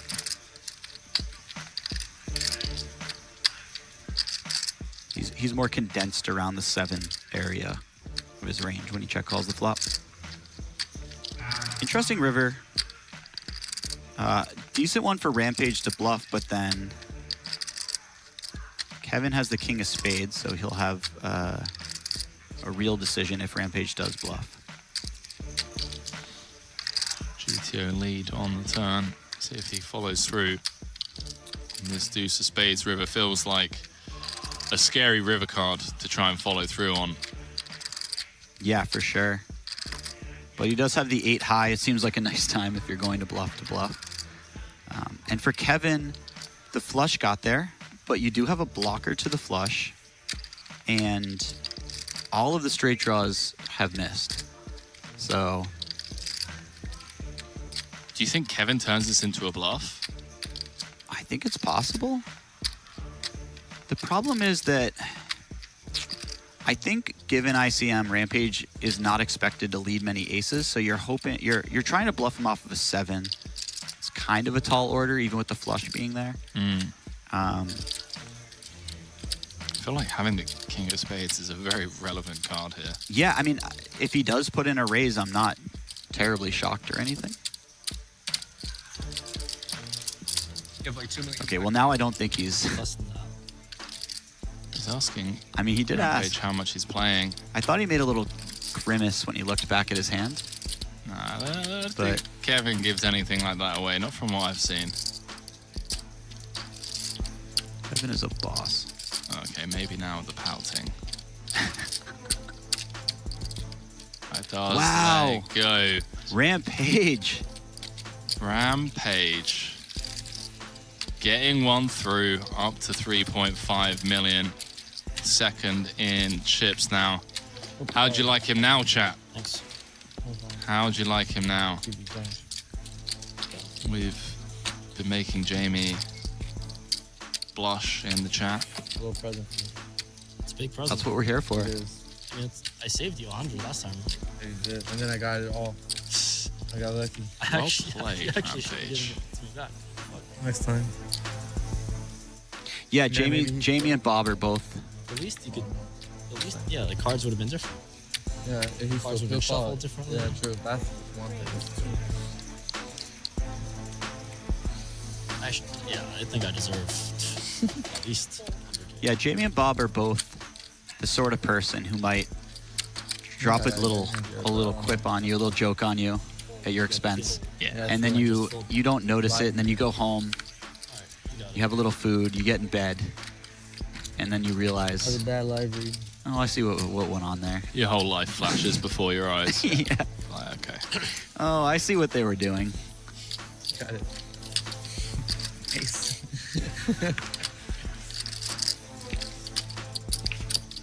Deuce. Chat absolutely loving that. Let's go, Rampage. Cannot compete with a race from Egypt. He's really easy to root for. Egypt is a good phrase for it. That's really clever. Yeah. That's where you raised, bro. There's a lot of good people to root for at this table. That's true. Yeah, that is true. It's because early position is like use the same letters in Egypt, right? Is that what it is? 'Cause that's what I thought. Because I was like, that's really smart. Oh, now you're gonna think I'm stupid. Got Yeah, David just in the decide chat to saying, pick yo, Egypt. Jesse, It's just, like, the really Oxy far Dad away. in the Yeah, house. it's, like, really far David away. Strelitz, that's a name I think Egypt recognize. is like perfect. You know Daniel Strelitz? I think it is Yeah. perfect too. It's his father. That's why I Yeah. use it. Speaking of one awesome humans, I'm just a little I like autistic. David a lot. What can I say?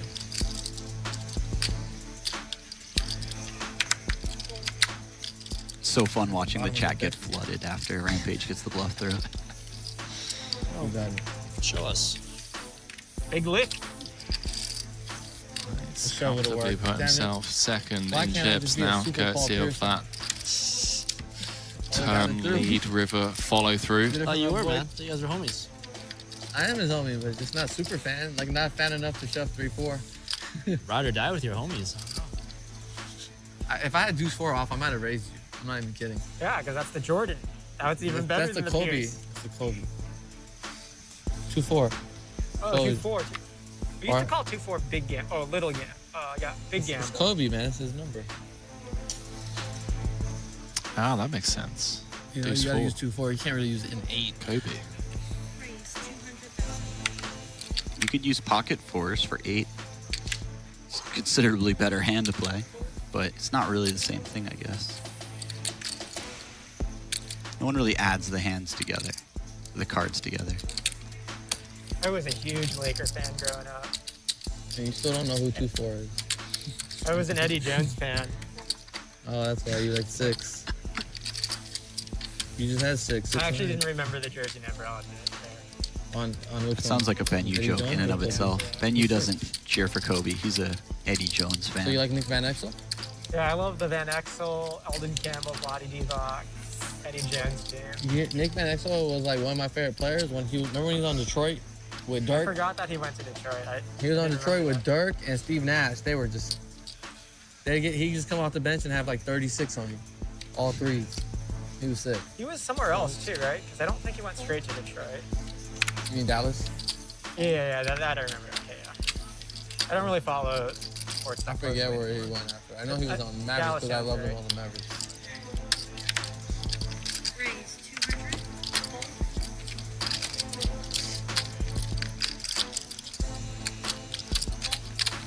What are you a fan of? Basketball? Yeah. Or like, what do you mean? What are your teams? I like Boston. People hate me. I'm from LA, born and raised Boston Celtics. I like Larry Bird when I was a kid. Larry Bird.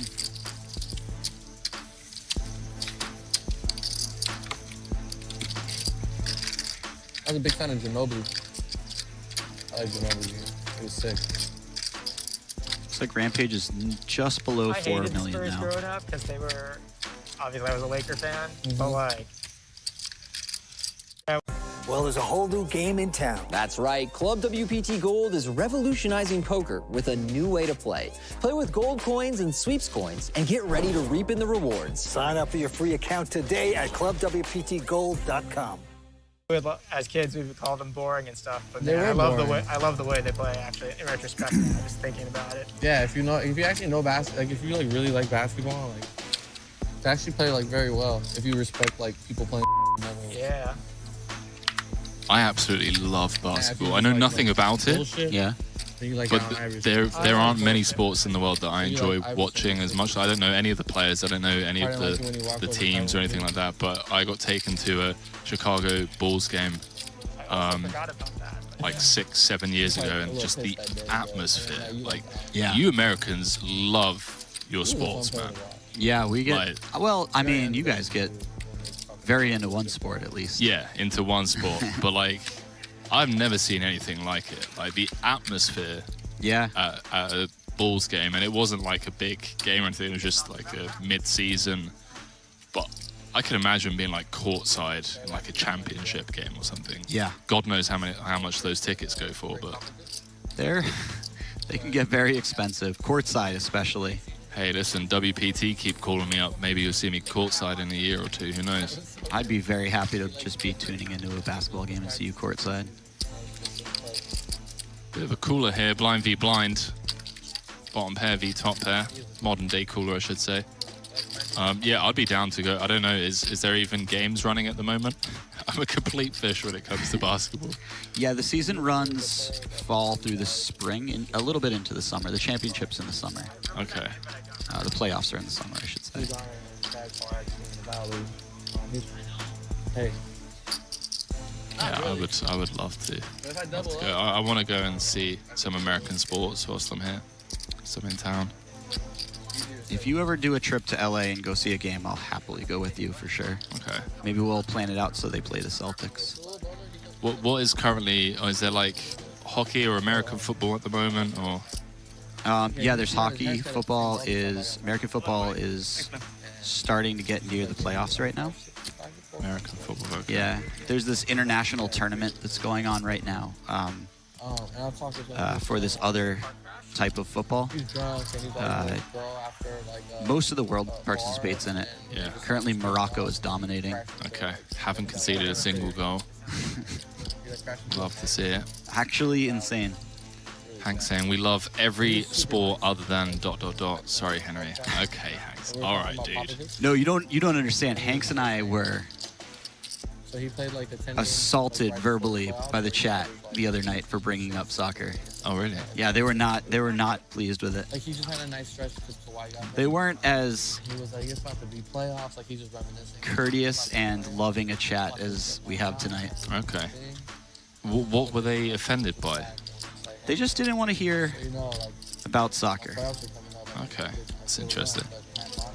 I was sort of explaining a few things I think about Argentina to Brent, and they were like, "No, this is #triggered." Yeah, this is over." Fair. No, they weren't even like angry. They were just like, "Shut it down. This isn't the conversation." We're like, "All right, fair enough." All right. But we learned our lesson very quickly. People seem to be a lot nicer today. Honestly, I'm just going to put it out there as an Englishman, right? I feel like if you guys invested 20% of the resources that you guys invest into the other sports, you would be one of the best teams in the world. Like if you had the same academies and stuff that you have for basketball, hockey, and American football in soccer, I mean, you guys are just natural born athletes. Like, it's crazy. Yeah, we also have, a ton of people, so that's nice. A huge pool to choose from. But yeah, I was like we're definitely getting better. There's a couple American players that play in the British Premier League that are very good. And we're moving that direction. It's actually interesting. A lot of the best hockey players come out of Canada, and they have really intricate leagues from grade school through high school that pump out superstar hockey players.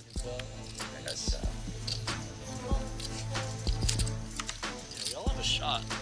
We're all like, Paul Hutchinson saying hockey is better than soccer. Changed my mind. No, you're entitled to your opinion, mate. If you enjoy it more, then that's your prerogative. Have you been to a live hockey game? No.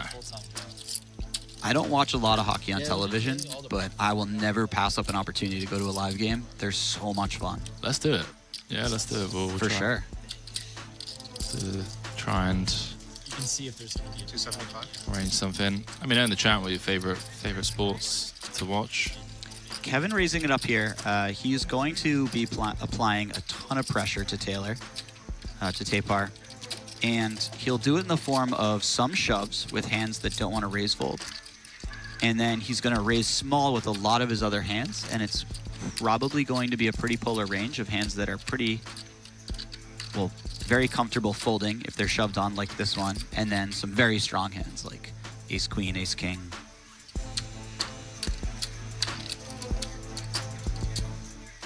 But anyways, back to our hockey plan.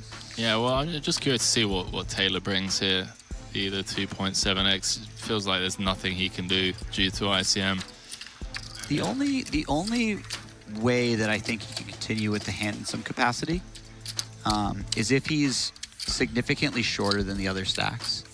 That gives him a little bit more freedom to just go for it because he's sort of theoretically the next one out anyways, so he gets to be a bit more aggressive. And of course, like Queen 9 is a decent hand to peel in position, getting a good price. But if he has other stacks that he's competing with for next out, he has to be very, very careful. They're six-handed now? Seven. Seven? Yeah, seven-handed. Yeah. Padam saying Henry would love a hockey game. Best sport to watch live. I'll trust you guys. I'll go whilst I'm in town. Try and go to a UFC fight as well. Although I've heard that unless you have like octagon side seats, You are my best guess. UFC isn't the greatest to watch live because you just end up looking at the big screen. I guess the atmosphere would be fun. You know, I'm fairly obsessed with the UFC. If you talk to Ashley, I can't stop telling her stories about the upcoming fights despite her not caring at all. But I've never been to a fight. And I have heard that from some people. Some people love it and some people say it's better to watch on pay-per-view. Yeah, I went to Madison Square Gardens to watch a fight way back. Yeah, I haven't been in a while. we jump back into this three-way affair. You know what they say, chat? Do love a three-way. King, 10, swing and a miss for Kevin and Rampage. Although saying that, underpaired to the board for Tobias, Kevin may find a way to win this one. Although he might be somewhat suspicious that Tobias is checking on the King, 10. Maybe feels like this is a board that should be continuing on quite a lot. Does knuckle back. Yeah, and it is a board where there's a lot of natural checks for the out of position player. So any 10, jacks, queens, aces, all might be very happy checking the flop. Even some kings might want to check the flop occasionally and trap.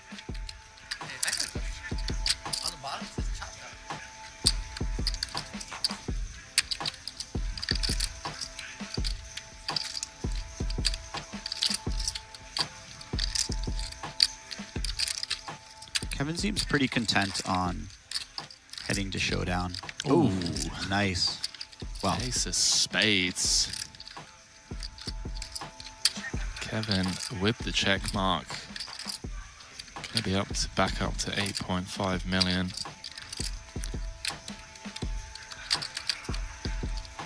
Risk the biscuit saying Muay Thai in Bangkok, Henry. Yeah, I mean, if you want to train any form of mixed martial art, I'd highly recommend going to Thailand. Although you guys have great teams out here, great schools. You've got America's top team, AKA. So, some poker crossover into the mixed martial art realm as well.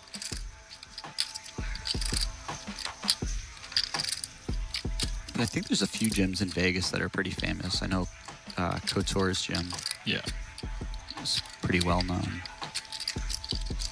Yeah, Brandon Shaq Harris, great poker player. Also loves a bit of Muay Thai. Trains here with a lot of the locals.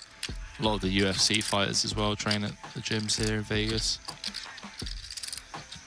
Tobias does eventually check this one. Round 2, Kevin on the river.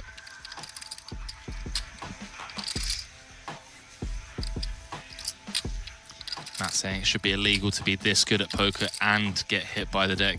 Yeah, playing well, running well, and just being a fantastic poker player is a lethal combination. Kevin Rabichow up to 8.4 million chips, 7 left. For those of you just joining us, well, WPT 25k high roller. It might have worked. I don't know what you were thinking of. Caught the eye of 108 runners. We're down to the final 7. Everyone guaranteed $109,890 for their efforts thus far. I'll tell you what, whether it should or shouldn't be legal. You know the show? Yeah. Anyone ever tell you it really how much you sucks look like Elvyn when the best guy at the table is also. Really? When I'm not saying I don't know. I mean, I'm not saying Kevin is the best, but I don't see it as much. Obviously, in the argument, for the best player, for sure. And Really? I was like, I think he's also getting smashed by the deck. And that doesn't feel very good. The memory bank to try and figure out who it was. That's a great show. Yeah. Happy saying the respect ties having the Muay Thai ring cannot be rivaled anywhere. That's not yeah, you. I couldn't agree This more, isn't man. an act. Not in real life. It's one of the biggest things that I love about the sport. The sportsmanship When you were an and actor? just the respect and In attitude. real life. Okay, I'm getting I trolled. played that role. I'm getting I played trolled that role. in some I'm not. You got a hand for me. You had a good Egyptian hand. Hand selected. I off the had a street. working man's hand. You know how they pick models? Yeah. You know, supposedly. We were playing catch on the They 3-man. just like they wanted me for the role. Like, Yeah. hardcore study. That's how you got like 6 seasons. Yeah. I mean, it was good, but those days are over. Not many people notice me. I have not heard that one before. I wish you picked someone a little more handsome. You don't? You don't think he looks good on the show? I You mean, he's can't back cast off as of- like a supervillain, so I guess. Can't back off of that.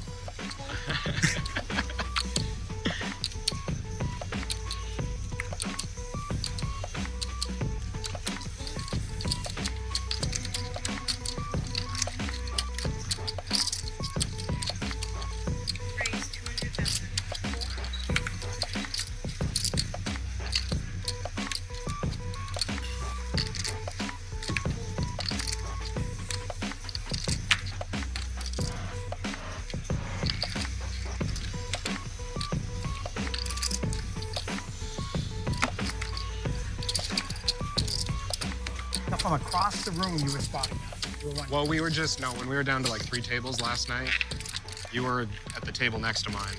So I was just like, this guy looks so familiar, I couldn't place it. So when you were trying to scout me out, you were going to like Hollywood Extra, TMZ. I was just Googling TV shows and just looking through the whole list, literally Do anything. you actually work in Silicon Valley? I know you do video games. K-Rap, but- Googling What? TV You do shows. Video games, right?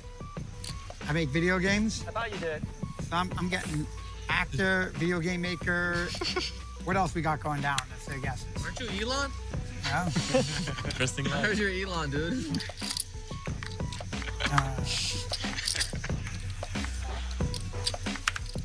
You guys are very generous.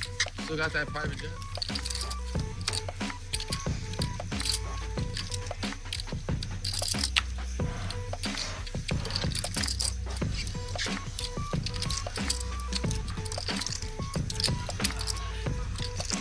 Oh, one.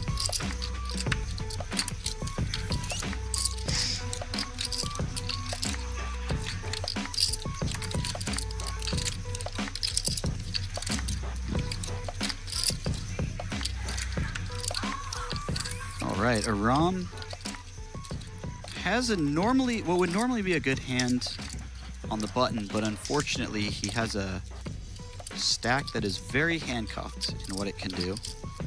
And when you're this short, you really like to have bigger cards, something that blocks your opponent from picking up a big hand. So these suited gappers, suited connectors go down in value, and stuff like Queen Jack offsuit goes up in value. He correctly finds a fold here. Someone in the chat asking if the runner is in Vegas right now. Yeah, get your predictions in the chat. Who you think the runner is? By the way, I'm curious. I had a couple of speculations, but you know what I'm talking about? No. Oh, I'll tell you. Oh, Ben flopping top pair in this blind v blind confrontation. For those of you just joining us, by the way, it's been a long old stint. 9:30 p.m. local time. Came back today with 18 players. Seal button on. 11 made it into the money. It was Zaya Scheinberg bowing out as the bubble boy in 12th. Everyone currently guaranteed $109,890 for their efforts. So good, he might not take I something. don't have to ask any of you what you do. I'm a male model. Yeah. That's a great line by Eli. I can see it. After all that talk about the Bahamas, He says, could be. What do you think I do? Eli says, you know what's great? I don't have to ask any of you what you do. He knows. And then Ben, of course, said, well, I'm a male model. Which may be true. I don't know. Blinds going up to 75,000, 125,000, which is a relatively small jump, all things considered. Everyone's sub 30, bar our chip leader, Kevin Rabichow, sat on 69 big blinds. Nice. 894,000 for first. Down to the final 7 players here. WPT World Championship, 25k high roller. A lot of bread up top. A lot of bread. 8-9 for the eventual champion. And we're going to have ourselves a hefty old heads-up match as well. Feed quite a few ducks with that bread. Could indeed. No, I just misremembered. Could buy your own bakery. Wait, you're how old? 33? This is a fun blind level, the 75, 125. You don't see this too often. You went there when Swaggy P went there. Yeah, no, he's in my year. He's in class. Tapar finding a jam here. Yeah. He's got about 9. He's got exactly, no, just about 9 big blinds. Yeah, good luck to me working out the maths on this one. Yeah, that was... What is this blind level? Come on. Oh, I didn't know that. Oh man, you remember those blind levels back on Full Tilt? They'd be like... Oh, you're talking a little bit before my time, mate. Okay, fair enough. I was still running around in diapers, but no. They would have like the like 1350, 2700 blind level, stuff like that. And you're just, it was before you could switch to big blinds. You're just like, I'm not working out what my stack is. Oh wow, yeah. I do remember when you could before. I mean, I would literally have the little calculator app out. That makes sense. I'm not trying to do that kind of mental taxation.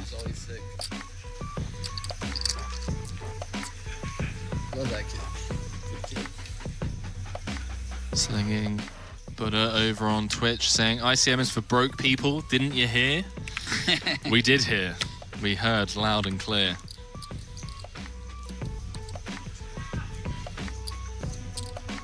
And yeah, a few people asking in the chat about the delay. We are on a 30-minute delay to obviously protect the integrity of the game. But Jesse and I in the booth are on the same delay as you guys, so we're able to engage in real time. With you also, any questions, feel free to fire them in the chat. We're doing our best. We've got both the chats open, trying to hold a conversation with 7,000 people. You know, it's not easy, but we're enjoying it. We're trying. Hope you guys have been enjoying the show. The king of hood talks. And more often than not, if we don't get around to your questions first time round, you know, just type it in again. 20 minutes later, it'll get answered eventually. And if it doesn't, that's because we are deliberately singling you out to ignore you. Nothing personal, as Bob likes to say. I was surprisingly full because he can make straight. You guys have been great. I really can't say it enough. It's got to be my favorite chat. Of course you take the full. Tapar getting 2 jams through and adding about 50% to his stack. Well, there's a whole new game in town. That's right. Club WPT Gold is revolutionizing poker with a new way to play. Play with gold coins and sweeps coins and get ready to reap in the rewards. Sign up for your free account today at clubwptgold.com. Feels good. You always have to try. New band saying, yeah, Kevin should play the way we want him to. He's being selfish. I'm good, thank you. Yeah, with the blinds going up, it's really got to that stage now where, I mean, even like Elijah and Tobias all having to approach every spot so diligently now. Tony Montana saying should mix a double board bomb pot into the final tables. I agree, every dealer chain just throw out a 5-card double board bomb pot. Ooh, Taylor with the strong one here. Note that Kevin is legitimately playing a raise with every hand. If he's raising 7 deuce off, he's raising every hand in some capacity. Some will be jams. Taylor looking down at the queen 10 suited. He makes the just call. If he knew exactly what Kevin was up to, he may find a jam, but calling is always a good option with his hand. This is a fun little flop.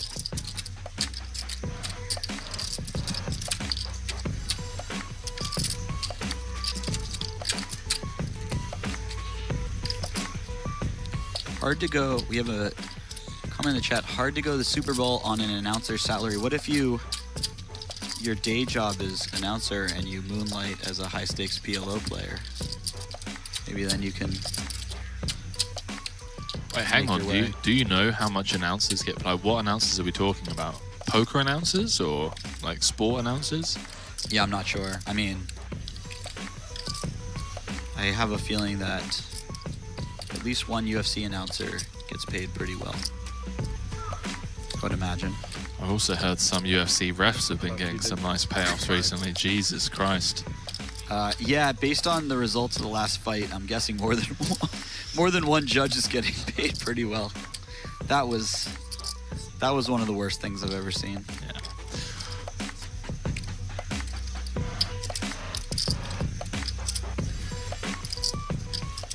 Yeah. People asking for the stand-up game. Kevin coming with the check call. Let's dive back into this.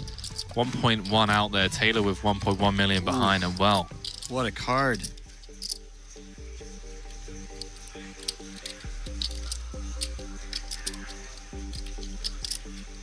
This is going to be really tough for Kevin to get away from, given the stack to pot ratio that they started with on the flop.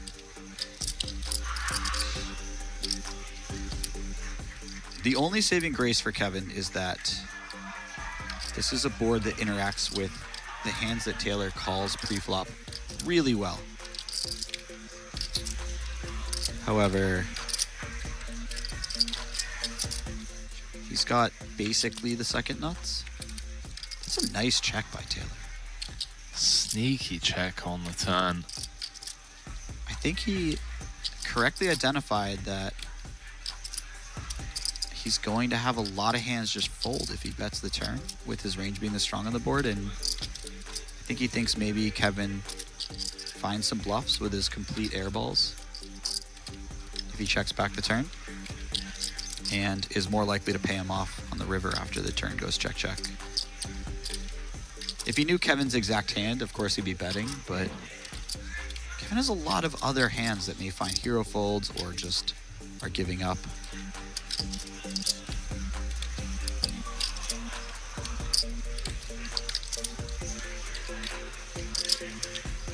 Looks like 20% block, 225 into 1125. This is nice. How does Taylor respond?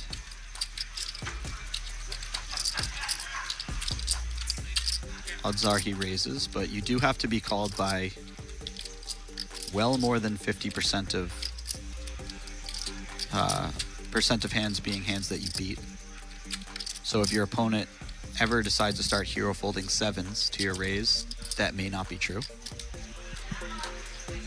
And there are a lot of potential full houses out there, so it's not outside the realm of possibility that he plays it safe and just calls.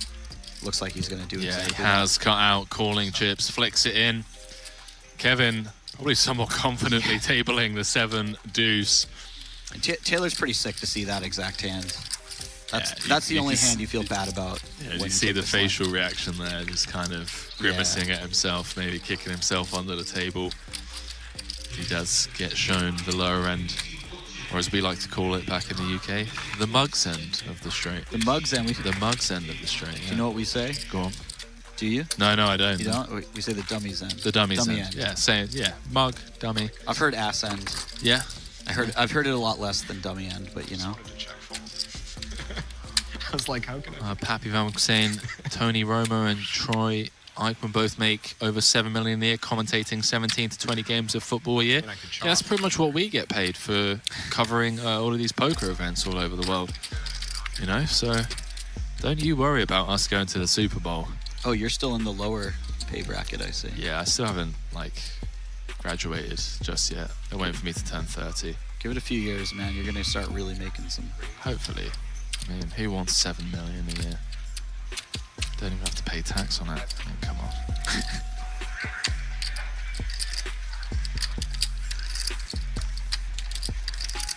How are we all doing? A few people not happy about the way that hand was played out. Well, I'll tell you what. Come down to the win. Bring your 25k with you. Come and show us how it's done.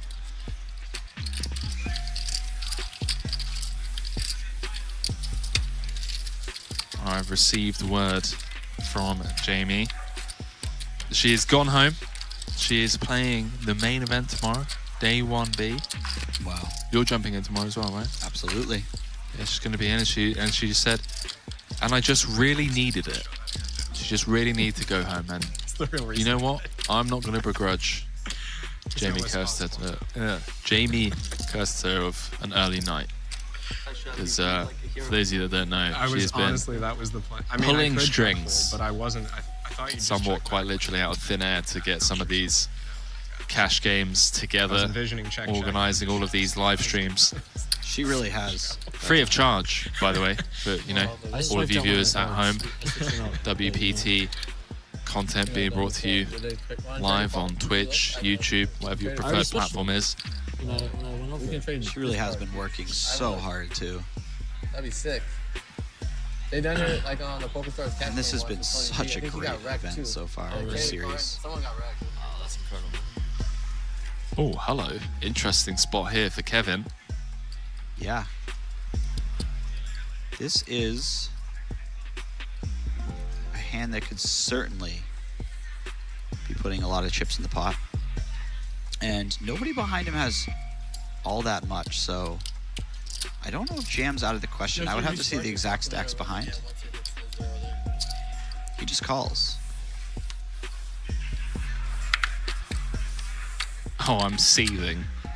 I'm absolutely seething for Rampage right now. King, Queen, O. I want to see a flop. Great hand to 3-bet squeeze with 825 in the middle, but it is just going to be forced out of the way. ICM pressure at its peak right now. 7 left. Yeah, like you said, that could be a great hand to bluff. Kind of use your non-all-in size. You're going to be doing it with aces and kings and stuff. You're allowed to have a bluff, so maybe that's a good one. On the other hand, probably not a hand that's making a ton of money by doing that, given how much money you make every time you fold, which at this point is a lot of money. Every time you fold, there's a non-zero chance that somebody else busts in the hand, and you get a pay jump. So folding is a really nice option all the time. That said, I cannot wait to see chat's response to the fold. Quick check and fold, and Kevin's back on the right track after that horrible one hand downswing he had to endure with the 7 deuce offsuit. Yeah, where he lost the minimum. At the World Poker Tour, all that glitters is definitely gold. Club WPT Gold is your place to play non-stop poker and win real cash and prizes, including passports to live WPT events. Head to clubwptgold.com and join the action today. Yeah, really. Sick. I do wonder if, because Tapar hits that board so often by the turn, he wants to just be at least betting 1 big blind when check 2 all the time. That might be or a very small size at least. That might be a very realistic strategy there.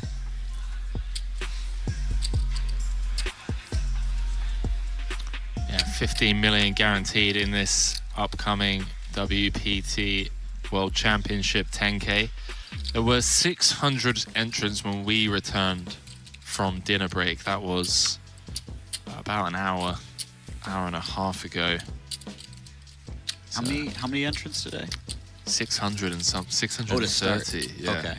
I thought you meant left in the day. Yeah, 630-ish entrants in total. Okay. Which means they've already collected, what, 40% of the guaranteed prize pool with two more starting flights. And also, like, we can go and get updates on the next break for sure. For you all at home. Antonio saying chat pro for the W, 100%. It just wouldn't be worth streaming poker if it wasn't. We're all chat pros deep down. You know, you ever like at a dinner table and your friend's like telling some hand history that he just absolutely butchered, and you kind of want to weigh in and give an opinion, but you're also just really enjoying your steak. And you're just like, yeah, wow, you run bad, man. Yeah, oh yeah. Brutal stuff. There was a great Greenstein tweet a couple years ago, because the absolute pinnacle of being told hand histories by people you don't even know is at the World Series main event. Yeah.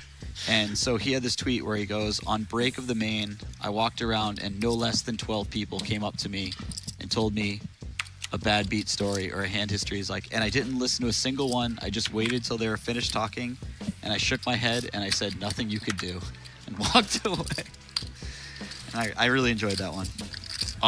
Look, I'm not trying to say that I've got it worse than anyone else, but you know, my travel buddy and person I live with just won the main. And whenever he starts telling a hand history, honestly, it goes in one ear and out the other. And I feel like I should probably be paying attention to what Espen's actually saying. Seems like a good guy to listen to. Probably like a good... I'm only Miami? teasing. I live here now. I'm only teasing. He does love telling a hand history, but the problem with Espen, he's one of those guys that gets everything wrong in the hand history. Oh, and he has to go back. He'd be like, yeah, so +1 open. Oh, was it +1 or was it the button? So, well, hang on a minute, mate. They're on different ends of the table. So, how about you figure that one out first? I always make fun of Ashley because, well, she doesn't really do this anymore, but she used to give me these hand histories where she'd go down these little side stories. Yeah. She'd be like, +1 opens, and he's been kind of weird. He's been opening a lot. He's got like this beef with this lady on his left, and I feel like it was unnecessary. And I'm just like, what is happening? I have ADD. I can barely hear a normal hand history.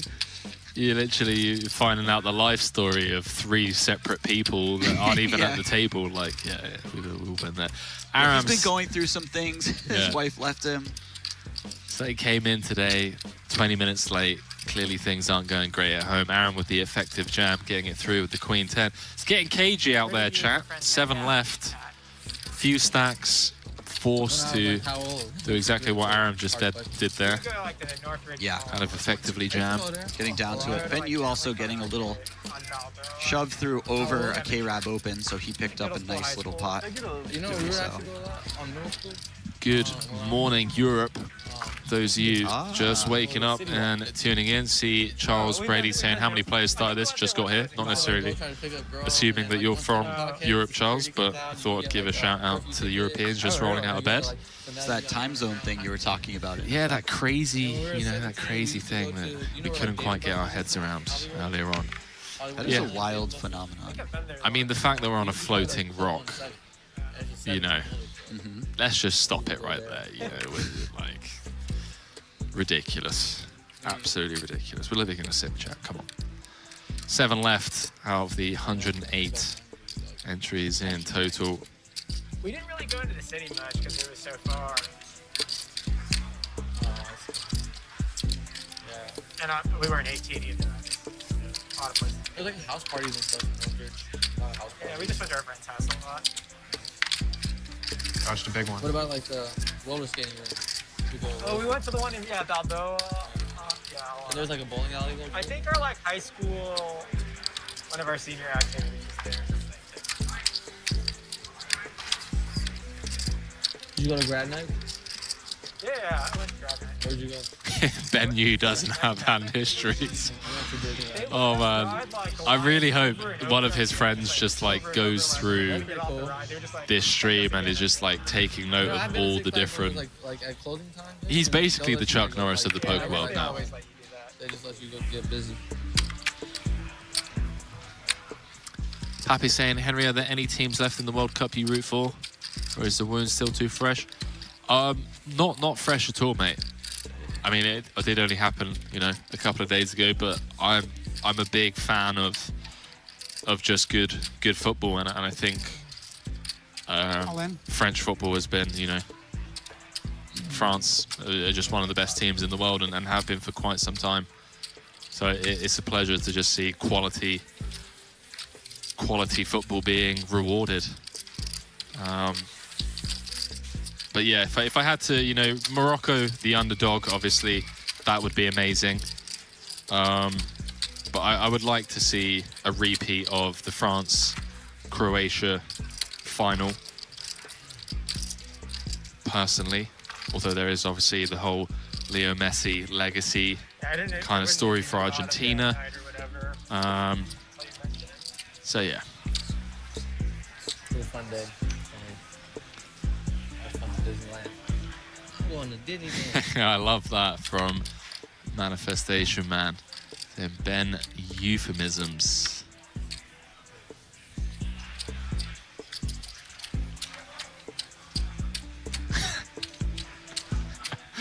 Oh man, new bands. Saying, I always lie on my hand histories to make it sound favourable for me, make it seem like I got unluckier than I actually did. That is hilarious. I'm definitely guilty of that many years ago. Just been like, yeah, I just had quads and he just rivered the straight flush.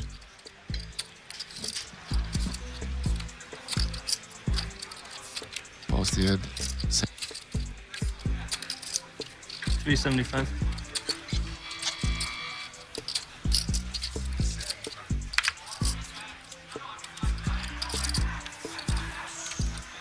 Sorry, Bosnian was saying 5:53 in Dublin.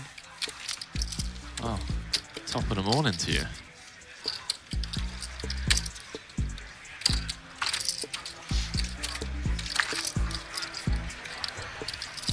Runner asking in Chicago, TRS, favorite bar in Chicago? Oh, I want to know.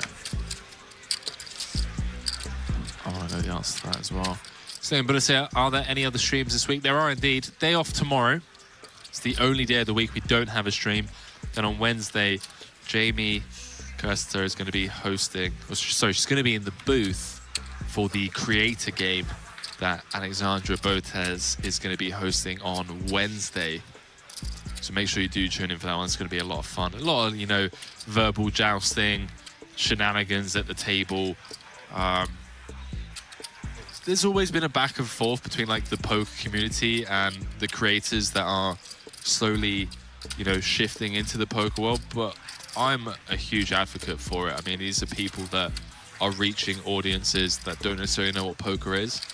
So, you know, these chess streamers with massive followings, such as the Botes sisters and whatnot.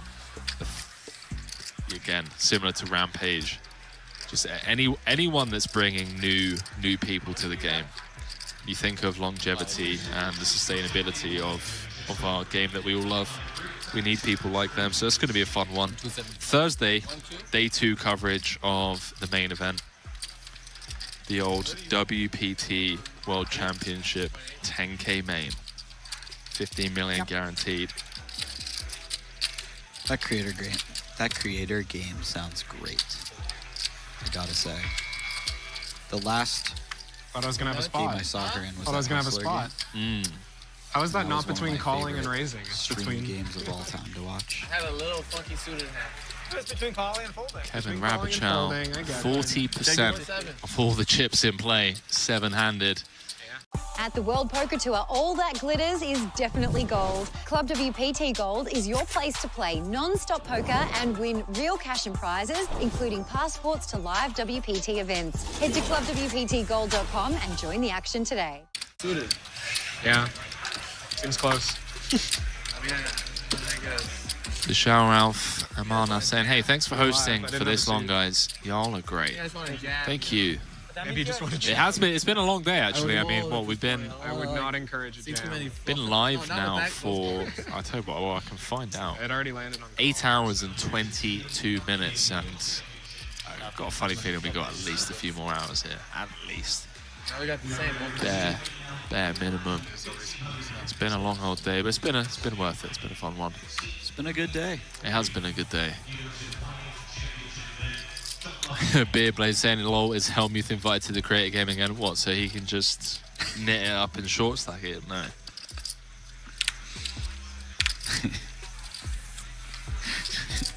Oh, that was such a fun. Forgot about that.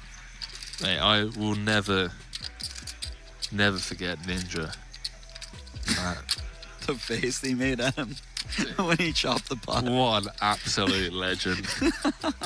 What a legend. Oh, it was so good. I mean, he should take that, frame it, and put it on his wall so it's visible while he streams. It's just the perfect shot. It's so good. Jumping back into this. Yeah, Rampage finding a nice 3-bet spot against the right guy who's opening quite light, but unfortunately not running into the hand that you want to run into. And Kevin's obviously aware that he's opening quite wide, so he has to defend against 3-bets with a hand of this strength. Doubt we'll be seeing a fold from him. Was this 22 effective at the start of the hand? Button v hijack. Kevin just gonna come with the call. 1.5 million in the middle. Ace-high flop would be a disaster. Oh, wow. For Rampage. And Rampage is probably going to find a way to win this pot now. How about the nut flush draw, ladies and gentlemen? I think there's a decent chance that Kevin thinks Rampage is not 3-betting that light if he is. I didn't do anything. I didn't do anything. He didn't do anything. He didn't do anything. I didn't see anything. If he's just calling here, because I mean, this is a perfectly fine hand to just call with, but it's certainly a very, very decent candidate to 4-bet jam if you think your opponent does have some late 3-bets. on the stack size. Kind of similar to that Ben Yu v. Asaya Scheinberg dynamic earlier on the bubble, where Ben Yu was kind of running away with it at the table, and you mentioned that you felt like someone such as Asaya was going to eventually make a stand at the wrong time, and Ben Yu found the 4-bet with the ace-4, if you recall. Yeah, Ben was all over that one. So when Kevin's opening this wide, of course, somebody will play back at him, and he may feel like he can't just fold a hand as strong as ace-queen. Unfortunately, this is a flop. No, dealer. Easy. Close call there. Unfortunately, this is a flop where Rampage, or a board where Rampage is going to likely shove turn, and Kevin is going to lose the pot despite having the best hand. But most of the time, the board runs out in such a way that it doesn't have a 6 or a heart. Kevin does some check calling on the flop. They get to showdown, and Kevin wins the pot. This is just sort of the downside we're looking at right here, is the downside to just calling pre-flop.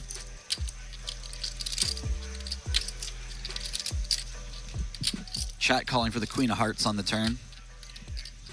Brutal stuff, chat. What are you doing? They want blood. They all bought Rampage on Stake Kings. They want their free roll. Oh, Rampage. Oh, small with bet. The double barrel. That's...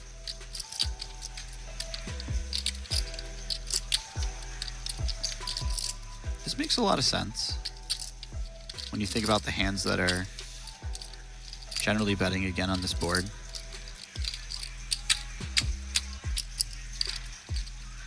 I'm not convinced that if he had jacks here, he wouldn't shove. But certainly stuff like aces, kings, especially when they have a spade or a heart, would like to go with the small sizing. And it's getting it done. So really nice hand for him. Picks up a huge amount of chips. Rampage up to 4 million comfortably in second. Has done a great job of utilizing the fact that he's got position on Kevin Rabichal to navigate this final table and separate himself from the rest of the pack. Comfortably sat in second. 894,000 for first. 100% of himself. The old YOLO 25k bullet in his second ever 25k buy-in. The old YOLO. I got a funny feeling the next 25k, right, we're just going to see a bunch of random people that you've never seen in a 25k before.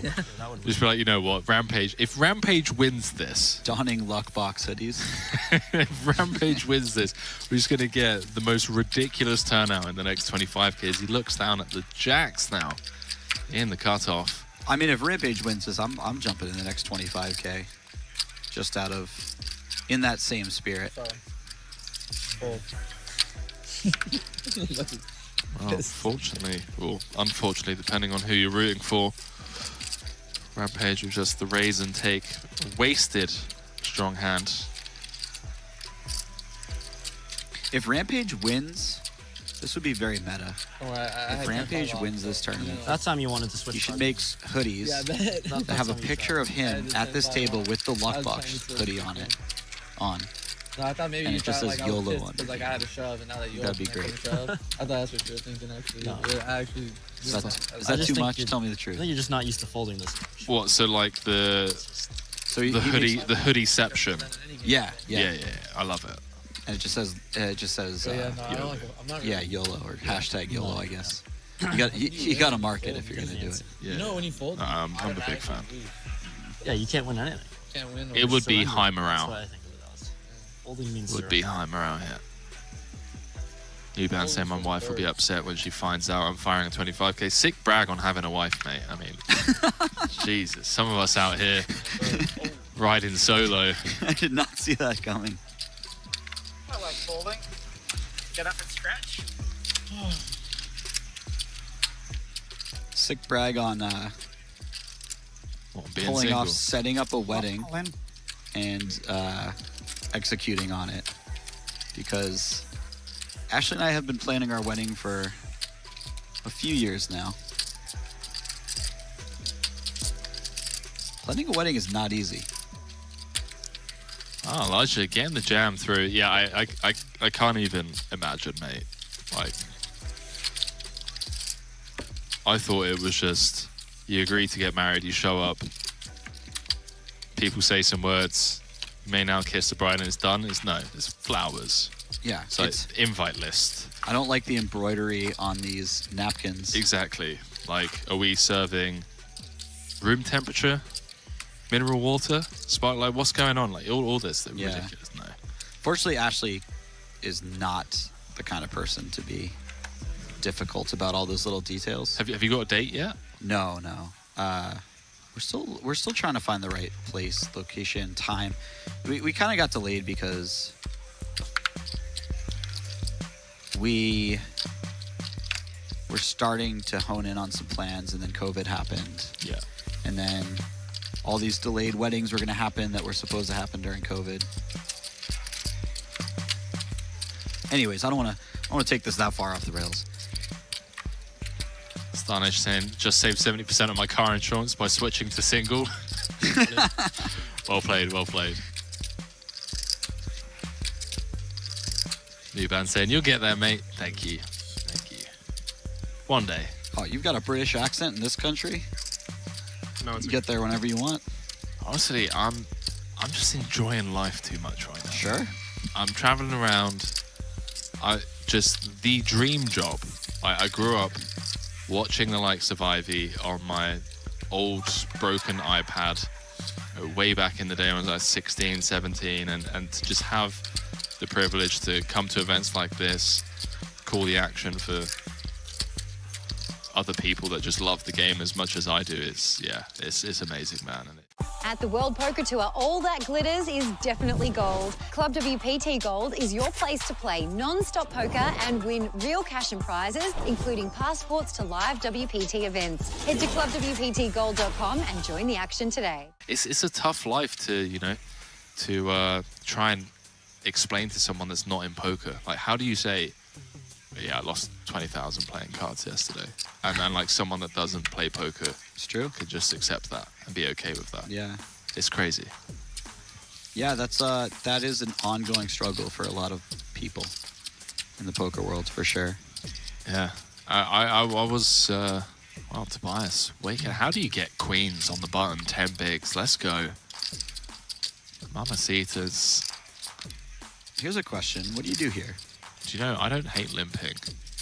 Limping's cool. I was thinking you could build a small min-raise range. It looks like he's doing that. And you could include some hands that aren't quite good enough to jam, but are on the... Oh boy. Well, we're going to run this one. We are going to run this one, Jesse. I would imagine so. Taylor's been very careful. It's not impossible that he thinks that this raise on the button looks real weird and he just calls, but, I mean... The standard thing to do would be shove.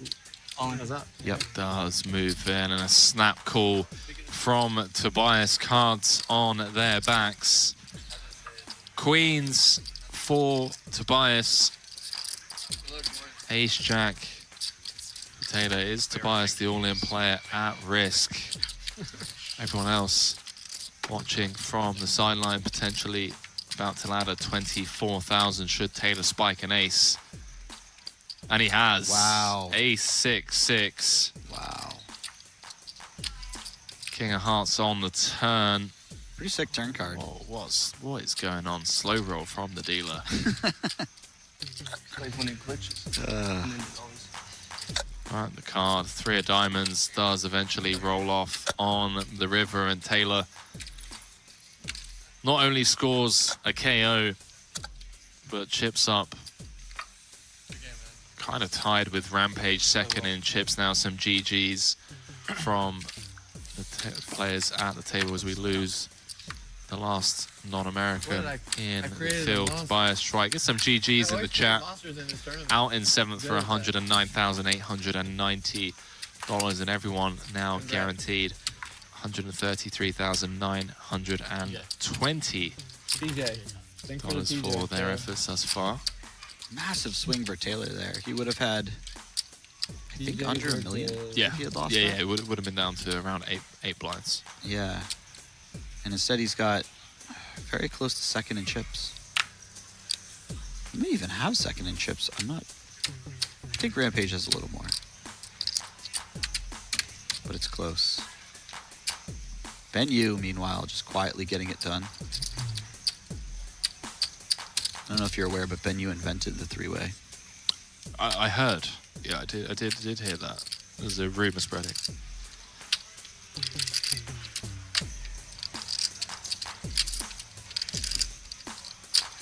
What you don't know is he invented the two-way as well. It's just an inventor of things.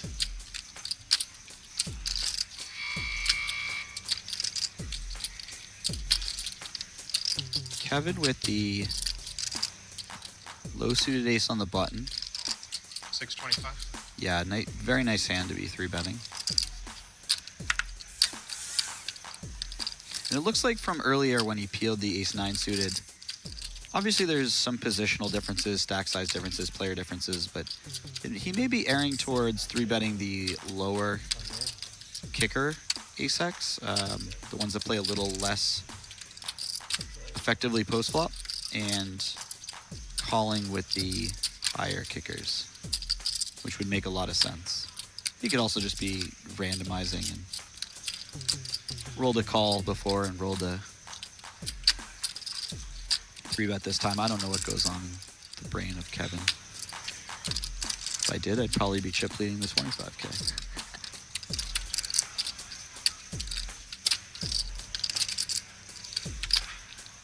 $100K, not a bad day at the office at all.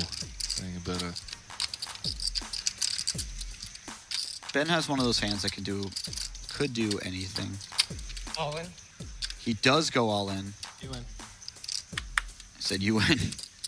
He picked the right time for it. Very nice by Ben. That is really scary. There's some short stacks out there. It looks easy when it works, but that is a very scary scenario. It's not easy to put all your chips in there with the ace-8 suited.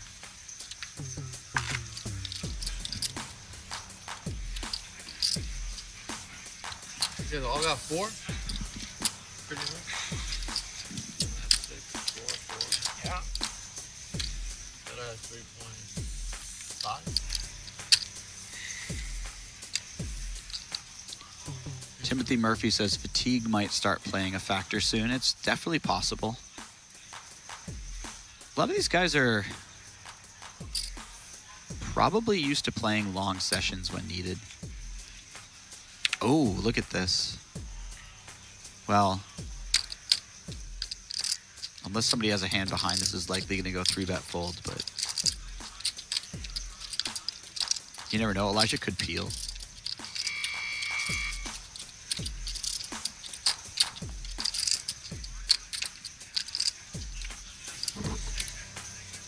Looks like he's going to raise it up.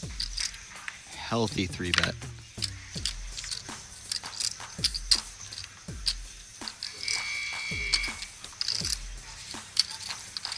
Is it 725? Yeah, interestingly, that 2 million that Kevin has kind of, quote unquote, lost, well, he has lost it back. The Rampage ace-6 of hearts 3-bet, and then he obviously peeled one on the flop. At the World Poker Tour, all that glitters is definitely gold. Club WPT Gold is your place to play non-stop poker and win real cash and prizes, including passports to live WPT events. Head to clubwptgold.com and join the action today. As I was saying, we're getting close to having a, overwhelming runaway chip leader, but it's really changed the dynamic now. I mean, Rampage on 4 million, Taylor on 3.7, Ben Yu on 4 million. Kevin Rabichow, even though he does have the chip lead, he's only got 20 big blinds more than Rampage. Yeah. It's not... we could be here for a long time. We could. It's weird. It's one of those situations where a lot of nothing happens, and then all of a sudden 2 or 3 things might happen.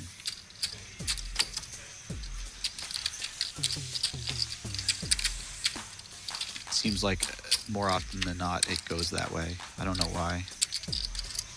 Often it's just the blinds going up that causes that, but Right. I am going to go for a 10-minute straw, mate, if you are okay with holding down the fort. I am very okay with it. Gonna go get some fresh air. Do you want me to pick you up anything if I can, if I find a place to get Maybe water? see like a little snack or something. Yeah? Sure. All right, dude. Thank you. We'll do my best, chat. Go easy, okay? All right? Don't seize this opportunity to get out of line or start spreading rumors about me. Yeah, go easy. Go easy on both of us. I'll catch you in 10. Or at least on me.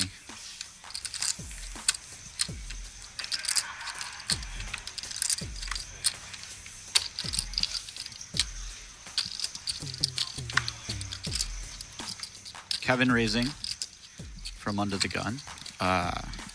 We are six-handed now, right? Six-handed. Raising from under the gun with a king 5 suited.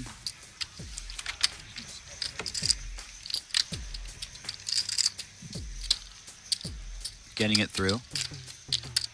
Starting to get back on track. He's got a little work to do to get back to his peak, but I don't think he's really thinking like that. And Rom needing to do something quickly, starting to get into that danger zone. Well, in that danger zone, but starting to get to that real danger zone where you don't have as much fold equity. Right now with 8 blinds, he can certainly get some jams through. Elijah's starting to get a bit shorter. He came in second in chips, but he hasn't had a lot go his way.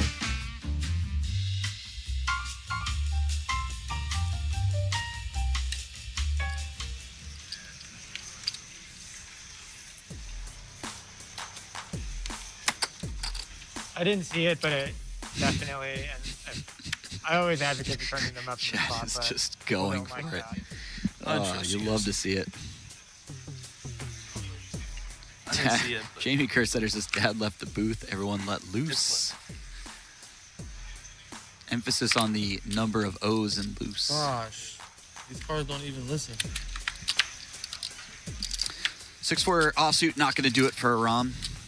He will have to find another hand to jam.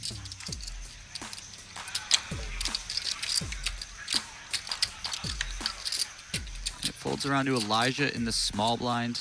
Unfortunately for Elijah, he now has to play blind versus blinds versus Kevin, who is a very, very tough player with the chip lead in the big blind. So that's going to be a very tall order, something that he wants to avoid as much as possible, and he does so with the Jack-8 offsuit. Seems like a good choice.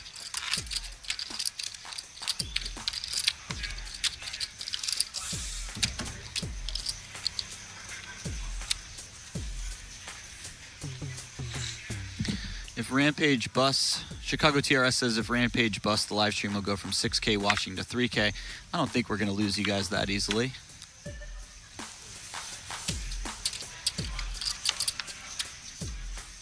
I can't imagine. But I also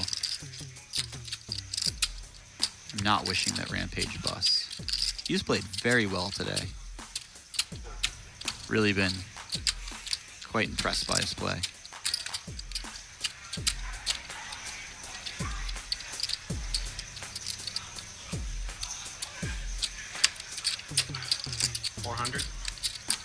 Kevin picking up a huge hand in the small blind. And for all he cares, he could have had 7 deuce in the small blind because it's going to get through. Rampage, you're big. You're starting.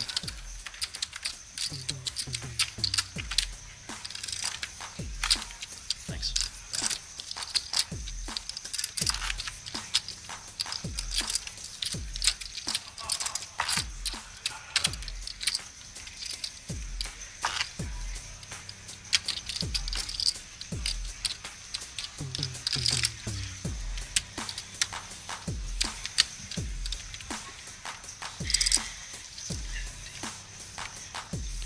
Christopher Broth says Ben Yu has the best game at this table. At the table, Ben Yu has the best game at any club he's at too when he goes out at night.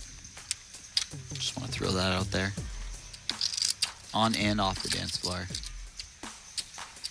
People throwing 1s and 2s in chat. I'm not really sure what that means, but we'll take it. Throw 1 in chat if you're loving it right now. Loving the stream. Loving life. Whatever.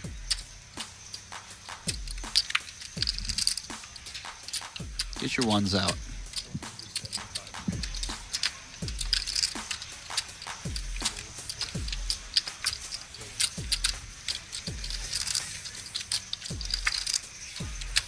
Shoot. I was scared, guys. There were still a lot of chips to play, too. Would have been funny if you had like, oh, wait.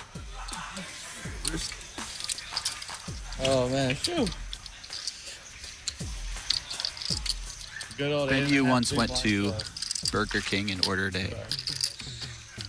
Big Mac and got served.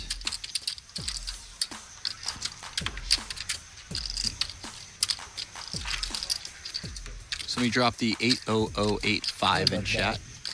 That's a lot of ones, but it's approximately 80,000 ones. But it still counts as some ones, I think.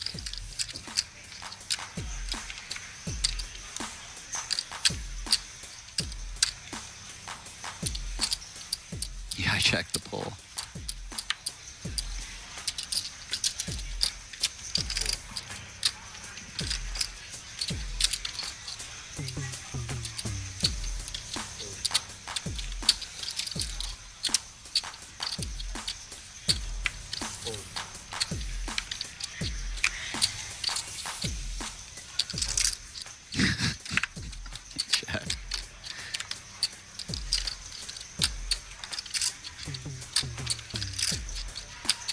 Press 1 if you love In-N-Out Burger. Drop your favorite burger spot. Give me, show me some burger spots, please. So I'm under the impression that there's no better fast food burger than Shake Shack. But I also think that Five Guys and Shake Shack are in different divisions in my mind. So I don't really count Five Guys in that. But my favorite fast food burger is for sure Shake Shack. If you have a better burger, I heard Kobe and I was like, all right. that isn't a gourmet burger, please shill it in chat. I'm all for that. Should I look him up? That's a troll. Where did he go? He left at the worst time. John's Dude, Burgers. I always have a deuce. This is hard. Five Guys, everyone who's saying Five Guys is fantastic. The Habit, I actually do really like the Habit. I don't get to eat the Habit very often. I mean, Shake Shack is just so good.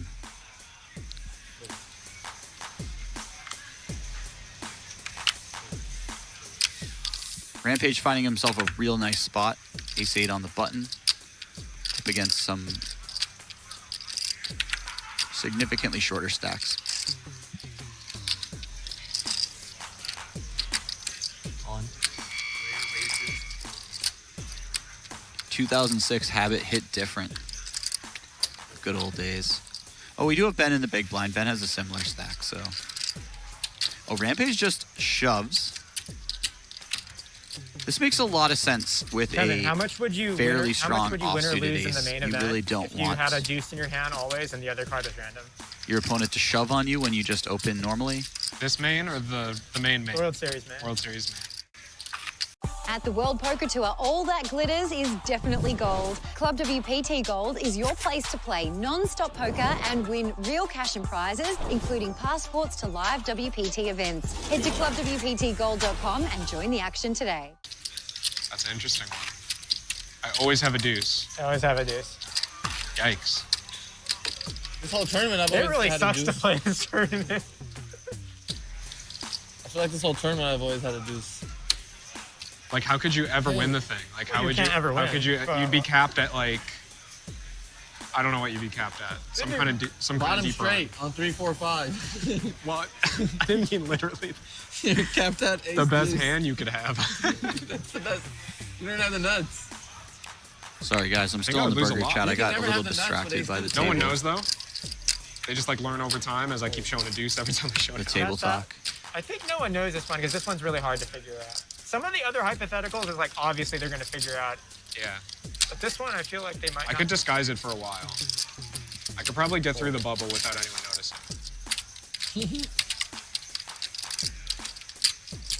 You've been getting a lot through here without knowing. In and out. I'm getting some in and outs. I don't agree. God, I think my in the money percentage would be like 10 tops. Like, how could it be better? I don't know. I mean, this is obviously a matter of opinion, but You can't win a showdown. Really, I mean, it's not very difficult to win a showdown. I'm not the biggest in and out fan. You're not making a lot of. I mean, I would end up playing like. Poker Stiff asks Jesse, do you have a last longer in the main event with your gorgeous bride, Ashley Sleep? I would just have to play. I don't have a last longer with her in the main event, but now that you've put that idea in my head, I think I probably will make one.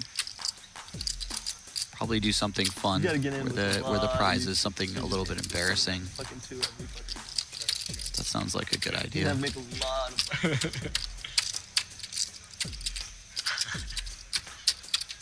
What should me and Ashley have to do? Well, what should I have to do? What should Ashley have to do if one of us loses the last longer? Yeah, everyone else would be getting better. In and out is amazing for the price. Shake Shack is kind of a different caliber. Yeah, that's very fair. Up against like I didn't think they were that far apart, but I do think Shake Shack costs a little more.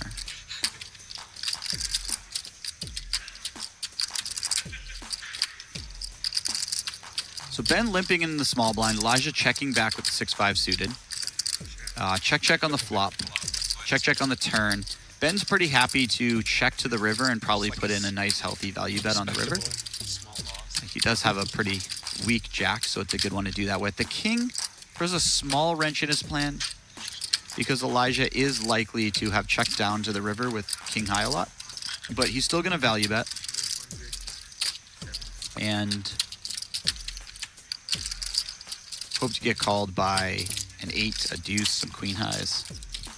And if his plan is to check call or bet, either one is going to lose some chips to a king, so he decides he'd rather bet and try to get some value out of those worst pairs.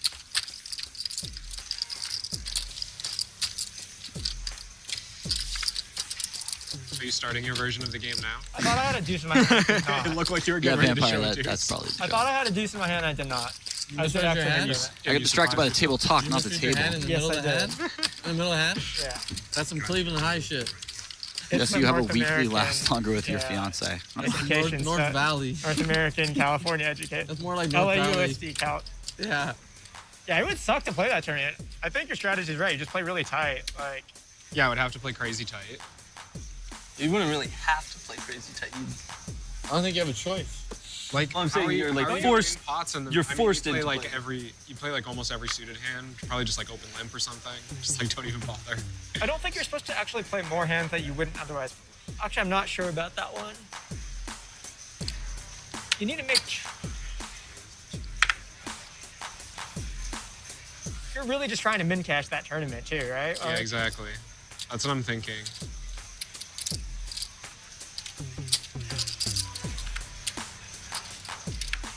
See if I could sneak in like a 12% in the money by like never trying to win the thing. I'm not sure what the hypothetical is. It's something about having to play the main event with every hand you get dealt has a deuce in it, at least one. Meanwhile, Taylor is you definitely need to, because you're going to be so tight. You definitely need to start going crazy with your ace deuce. Like right, like maybe they're just 100% like go crazy hands now. My value range is ace-2 suited and pocket deuces. Like, those are the best hands I can ever. King deuce suited. The best hands I ever get dealt. Ace deuce off is you're probably supposed to go a little crazy with it. You're so they figure it out too. That's the worst then part. It's impossible. You're so. If anyone noted, that's it's why impossible if they know. I think I would build this. I would try and build the strategy to just like never show my cards, like literally, just like fold in position and stuff. I have to never show.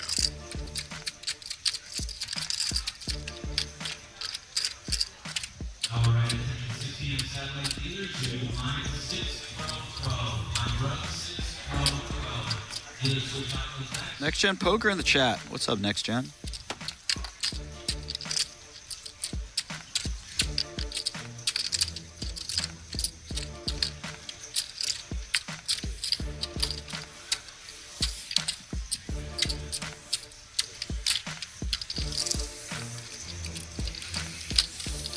Vic and Anthony's best steakhouse in Vegas. I If think you it's haven't actually been there, then you like, shouldn't have an I think opinion. you're supposed to play pretty tight, but you That kind of is have strong. to go a little crazy with I'm happy to check that out. aces. 7. Yes, Jeff Boski. John Rum George's break is is my go-to for No, ribeye. I mean, I'm not, I haven't had I'm not saying you a guys better are crazy, ribeye I'm anywhere in saying Vegas unless I've It's cooked not it that at you're my even own playing house. tight. You have the fucking deuce in your hand every hand. They make a great tomahawk. It's not even that you're playing tight. Like you have a deuce Definitely pricey, in your hand but every it's hand. So you're really very, having to very good. stretch to find playable as hands. far as Vegas steak options go. If I only Ram played finding a deuces jam. and ace deuce suited, Well, he's going to put in half his stack, then but I we would all be know what that playing, means. What, 4 out of 51? No, 8 out of 51. Finds the shove, not a moment too soon. Is that how it works? I think That's no. And he is That's all going ace to deuce run into suited. Elijah's Just the one tens, ace and the 3 but deuces. he will 4 out of find a 51 flip, so combos. Yeah, I got I'd be playing 475 back. this is going to be a big swing for both players. 7% of hands or whatever.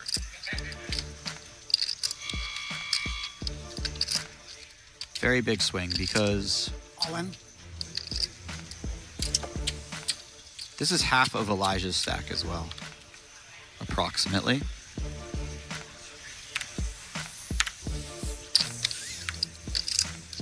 Good luck.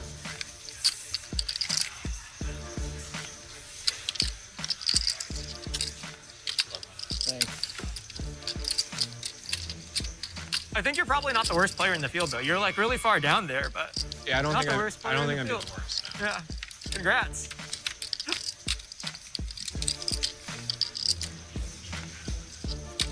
This is fun. While this all-in's going on, I'm two-tabling chats. One is talking about best burgers in Vegas. One's talking about best steak. Wow, Jack Hardcastle, how are you? Welcome. Oof. Good game, man. Tough one for Good luck in the Ramen. main. He will go out in 6th place for $134,000. And he played quite well, just not a lot of cards once he made it to the final table. He blinded down for the most part. He lost that flip to Tapar with the 8s versus the ace-queen. So, well fought, but that'll be the end of the road for him. And the chat goes wild for Rampage getting the ladder.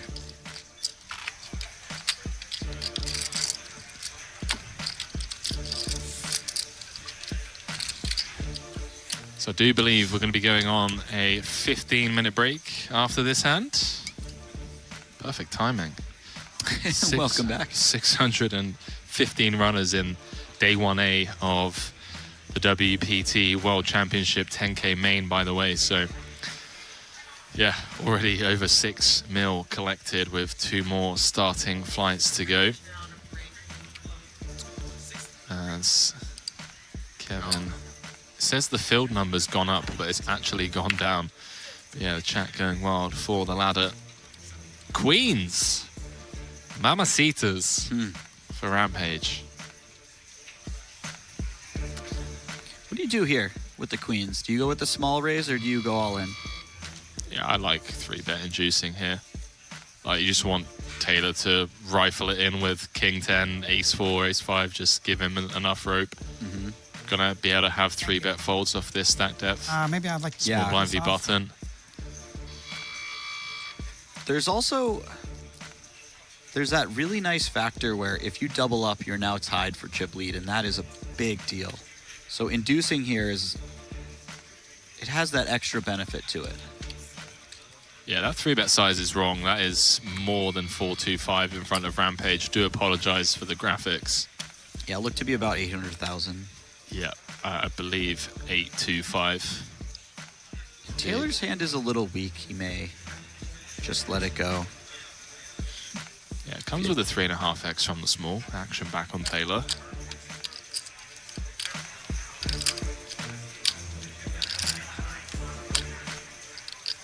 If he had something in the King 10, King Jack suited area, he would be continuing, but with King 9,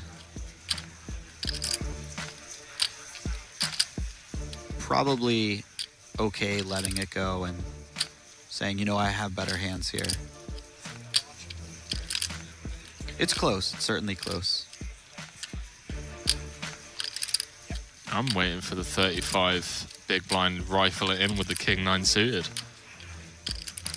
Just the good old fashioned I don't believe you small blind v button. I mean, he certainly could. It's he wants really to. Does, yeah, he really does want to.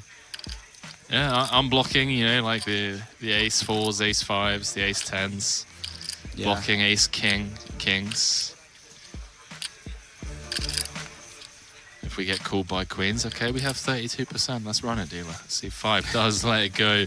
So we head into a 15-minute break. When we come back, 5 players left here in the WPT World Championships 25K high roller. All of them, Jesse, guaranteed 168,000 and change. But when we come back, we're going to be playing for 894K. Love it. Love it. See you guys in 15. At the World Poker Tour, all that glitters is definitely gold. Club WPT Gold is your place to play non-stop poker and win real cash and prizes, including passports to live WPT events. Head to clubwptgold.com and join the action today.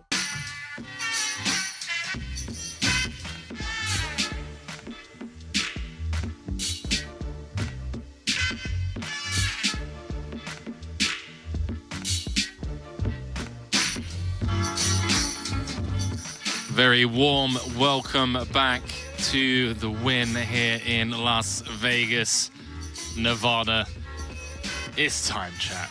WPT World Championship 25K high roller.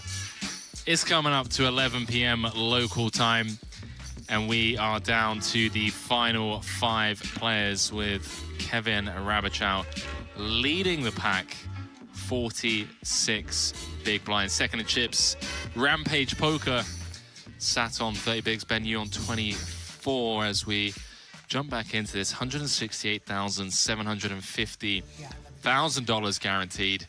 $894,000 for the eventual champion.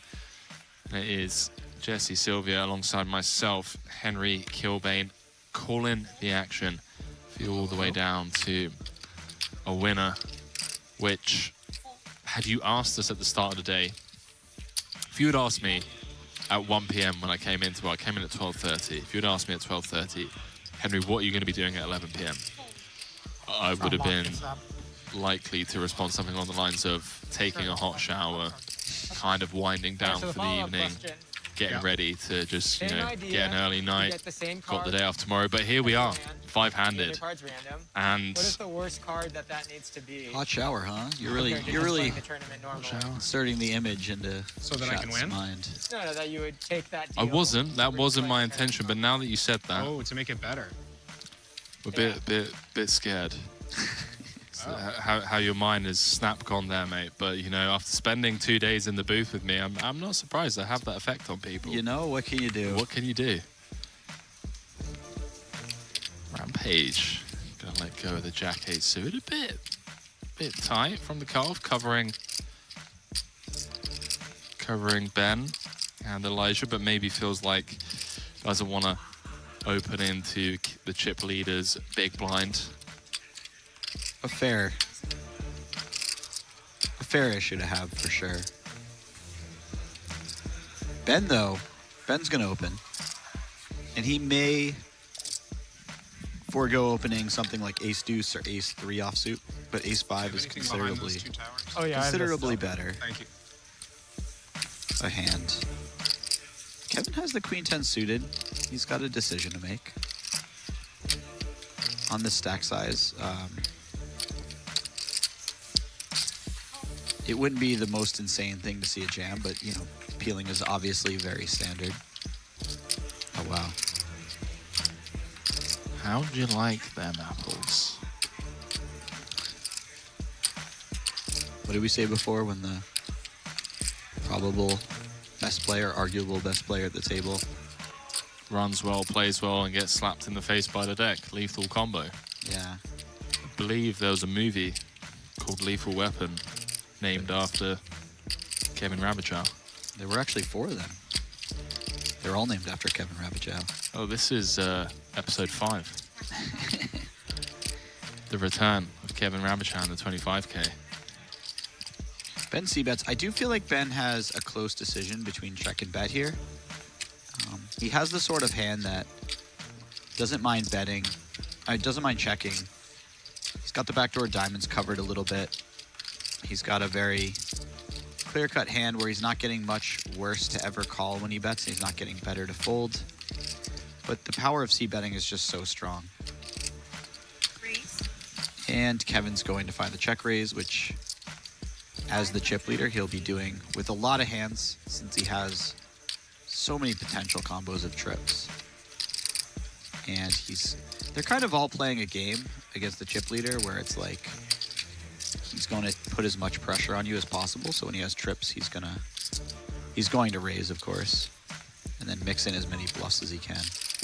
Yeah, certainly going to be balanced in this spot. I know a lot of people at home be looking at this and be like, well, obviously, he's flopped trips. He's going to come for the check raise. But Kevin's certainly capable of having hands like 10-8, 10-9, diamond draws.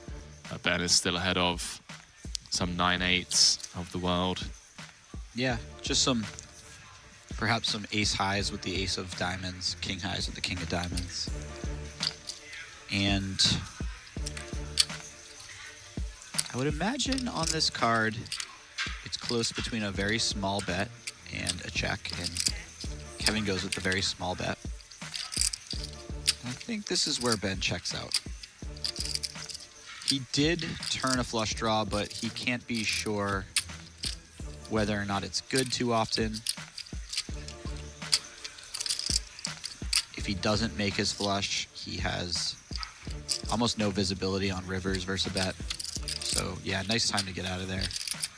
Big pickup again for Kevin, back up to over 8 million. Got Madeline Peterson in the chat saying, we're letting our kids stay up late to cheer on Rampage. Tatum, 8 years old, Reese, 6, and Evie. Well, please give them a shout out. Like it would make their week, if like not anything more. other than Massive ace shout out like not even to the Peterson family. But am I like rooting on Rampage really Poker? strong. It's got fans all over the globe. 1/13 of the time. That's really cool. That is cool. Yeah. I will warn you, though, Madeline, seeing as you are letting your kids stay up late to cheer him on. 13th of the time. This is it R-rated poker? So if like a Freudian slip, something comes up that King is overpowered. a topic maybe. I mean, we're getting into the late hours of the evening, which Arlene Najad and Nick Shulman like to call the night shift, due to where a lot of the conversations tend to go at that hour. I don't think we'll say anything that's terribly out of line. I'm not too concerned about it. By the way, I've been meaning to say if the chat would like to see shower pictures of Henry, put a 1 in the chat, please. If you're looking for shower pics of Henry. Show your support for Henry shower photos. Shower photos. I've heard OnlyFans is quite the hit. Henry fans? So much so that Matt Berkey and the Soulful Y crew kind of coined a poker podcast. Only Friends. Play on words. Love it. Ben, sixes, announces all in from the cutoff. See if anyone behind wakes up with something. Yeah, definitely not a hand that wants to be raising small on the stack size. You're just inviting people to shove it over the top, and you can't really call off with sixes. And you don't have any relevant blockers, so the hand really just plays much better as a shove. Wow, look at those ones coming in. Look at all those I'm ones. seeing a lot of twos. I'm seeing multiple ones. They're being spammed by one person. I'm seeing a lot of zeros. You're focusing twos. on the bad, but I'm just focusing on all the ones. I feel like Rick James. I remember when I was 13 years old, used to use that one on the substitute teachers. What's that? The old fake names that like sound like swear words if you read them out. Yeah, the Bart Simpson. Yeah, classic. For those of you just joining us this fine hour, or maybe early morning, depending on whereabouts in the world you are tuning in from. 5 left here in I mean, I want to say record-breaking field. 108 runners in a 25K. It's not something you hear of every week. 5 left, 168K guaranteed, 894,000 for first.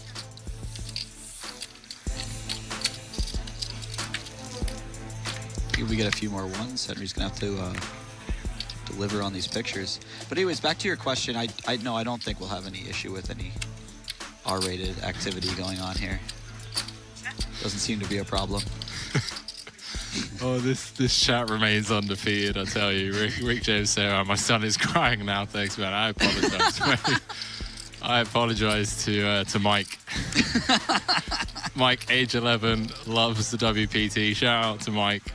What was Mike's last name? What's Rick's last name? Melissa, shout out to Hugh. Who's Hugh, Melissa? I literally spend most of my time around your house, so I've never met Hugh. Cal asking how many days this on. This is day 2. I'm going to be playing down to a winner. Honestly, look, I've known Kevin for quite a lot of time. I've worked closely with him on a couple of projects, and he's what I would call a friend. But the Rampage conversion after, I know it's all we've been talking about. I get it, chat. And I know other people have had 100% of themselves in a 25K before. I get it. But it's just the whole storyline, punting it off with third pair on the first bullet, selling action, and then YOLO ponying up the 25K for the second. Just going for it. Yeah. Yeah. And he's like, look, if I win this, all the investors just get their money back as well. I just love this guy. Yeah. I've done a full 180 now that I've started thinking about it. Because like even just a 6 guarantees you don't have a deuce through 5, which is like a pretty decent upgrade. It just sucks that it's a 6. I don't think it can be that low. You don't think it can be that low? I mean, there's a pretty substantial drop off when you go below 10, I guess. Yeah. Like just not being able to make Broadway hands.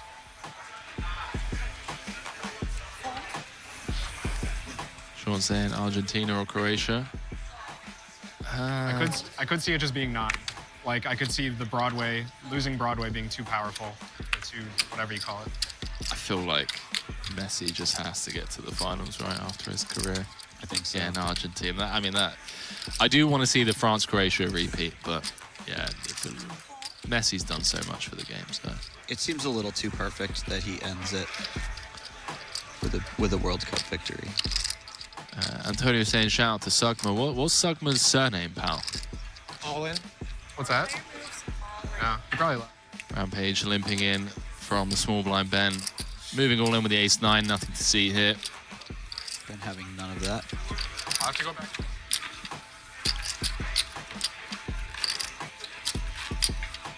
Pretty sick for Argentina. They just have to win one more game and then they get to play Morocco in the finals. Yeah, that's who's commentating. It's pretty wild, huh? Wait, what do you mean they get to play Morocco in the finals? They just win one more game and then they're playing Morocco in the finals. Morocco in the semis. They haven't got to the finals yet. Morocco's playing France. Yeah. In the saying semi-finals. Argentina, all they have to do is win one more game. Oh, so you think Morocco's going to beat France? I assume they're 100% to win. Oh, okay, fair enough. Here we go. Pato saying, who would win a heads-up match, Jesse or Ashley? Whoa, whoa, whoa, whoa. Listen. They're only engaged, okay? Let's wait till they tie the knot before you start asking questions like that, because those types of questions, I've seen... You're asking questions that the answer will only get Jesse in trouble. Yeah, that's how you end up on the couch for a week. I appreciate you defending me preemptively versus something like that. I've dug myself in deeper holes than that before. I don't want you to do the same. Go on. What, deep holes? Well, just, I don't know. I feel like there's a good story or two here. Oh, I'm just saying there's a reason I'm single, pal. And it's not just the travel. Oh, yeah, sure. Okay. I will use that one for sure.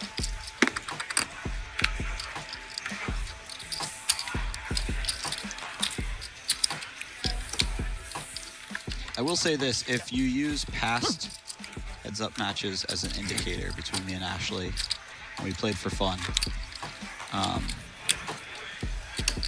my first gut reaction it's is her 9. by a wide margin. Yeah. I think it might be too. I don't know. It might be too weak. The jump between 9 and 10 is really big though, because you get ace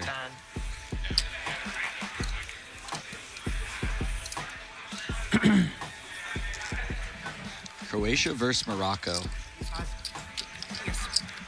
I bet there's a website where you can bet that to be the finals, and I would love to see what the odds your are. skill set I guess is you could better just look at suited the for odds of answering both this teams question winning. than mine. What is that skill set? Being weird and quirky and playing more than just hold 'em every day. Oh. You've actually had to think about problems like this before? Like what happens when you remove this from the deck, or what happens when you change this about the game? I would guess you've looked at database of like each hand's win rate more than I have though, or something. The boys getting nerdy at 11 p.m. just It's the haven't, night shift. Played online in a while, so I don't like that. Like, oh, this wins like 0.3 or. Wonder what Bob would say. Handsome Bob. It's like 50-50 between Bob loving the conversation or giving them a ton of crap for having it. Yeah, we should change it from Lodden things to what would Bob say. Bob say. Yeah. That should be like the new Lodden things. The thing is, even if Bob loved the conversation, he would still give them crap, I feel like.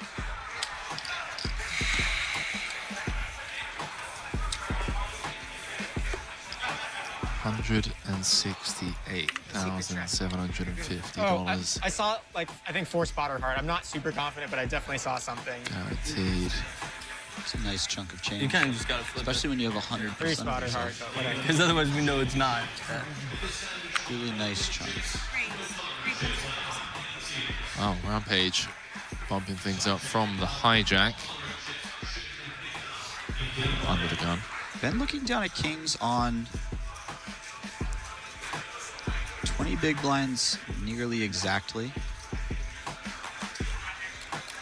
And given the final table, that may be enough room for a small re-raise. He does. He goes small. I like that, a little 2.5x. Just leave some room, some perceived fold equity.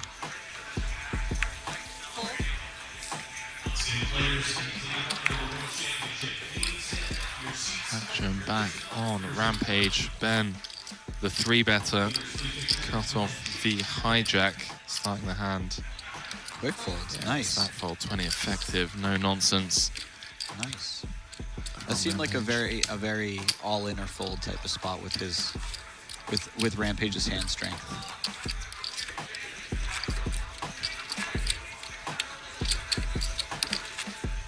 Yeah, everybody saying started playing some Lodden again last night. It is a great game. Oh, it's so good. Sean Connell saying Jesse, Keith lost 9K tonight. I don't know if that's... I shouldn't read stuff like that. Does Keith want his business out there like that? Does he want to know people? I bet you he didn't think that would be read out loud. Yeah. Apologies, Keith. I owe you a drink. Sorry for putting your business out there. As someone that likes to keep certain things private. I will say this, from the description I've been given of Keith, I highly doubt he's listening. Okay, fair. Good game, man. Well, shout out Big Keith.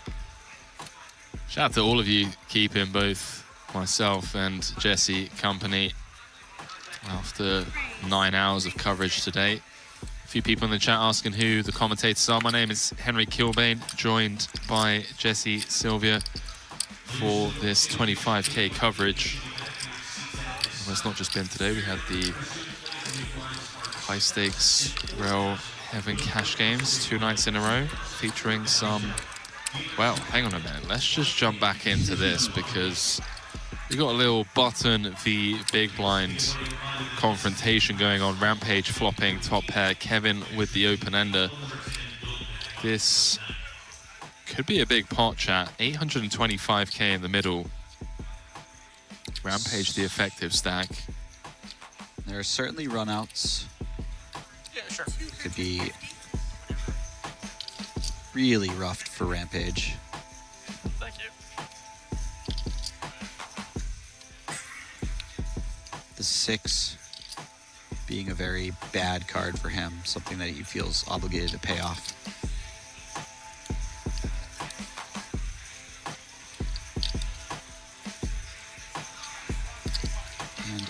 he finds a check raise here. If he's going to check raise any top pair hand, it's going to be this one. This is the best kicker he's going to have in this situation, since he probably finds a re-raise with ace queen a lot.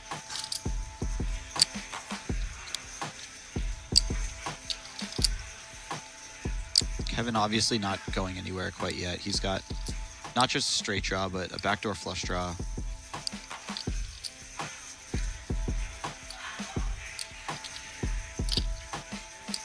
Which adds a few percent. Strap yourselves in, ladies and gentlemen. This is potential tournament trajectory changing pot brewing here. 2.2 million in the middle already. That was really well put. This is, regardless of what happens, this is... Ooh. Oh, no. Jack of Hearts, corner, pocket, Kevin with 100% lock on the turn. Check mark turn. It's really rare in life that you get the check mark on the turn. In Hold'em? Yeah. Behave. Can you have the check mark on the turn in PLO? I don't know if I've ever had the check mark. I don't even know if it's possible on the river, mate. It really feels like that some I'm days. still sweating it, you know. Yeah. Like 5 cards. Jumping back into this. Is this gonna be GG's for Rampage? 2.2 out there. Rainbow completing turn card. And he knows, I mean, you can see it almost on his face. He knows this is one of the last cards he wants to see. Is that a slight smirk from Kevin? He's just like, yeah, go on then, mate. He finds the check. It's really nice. And I think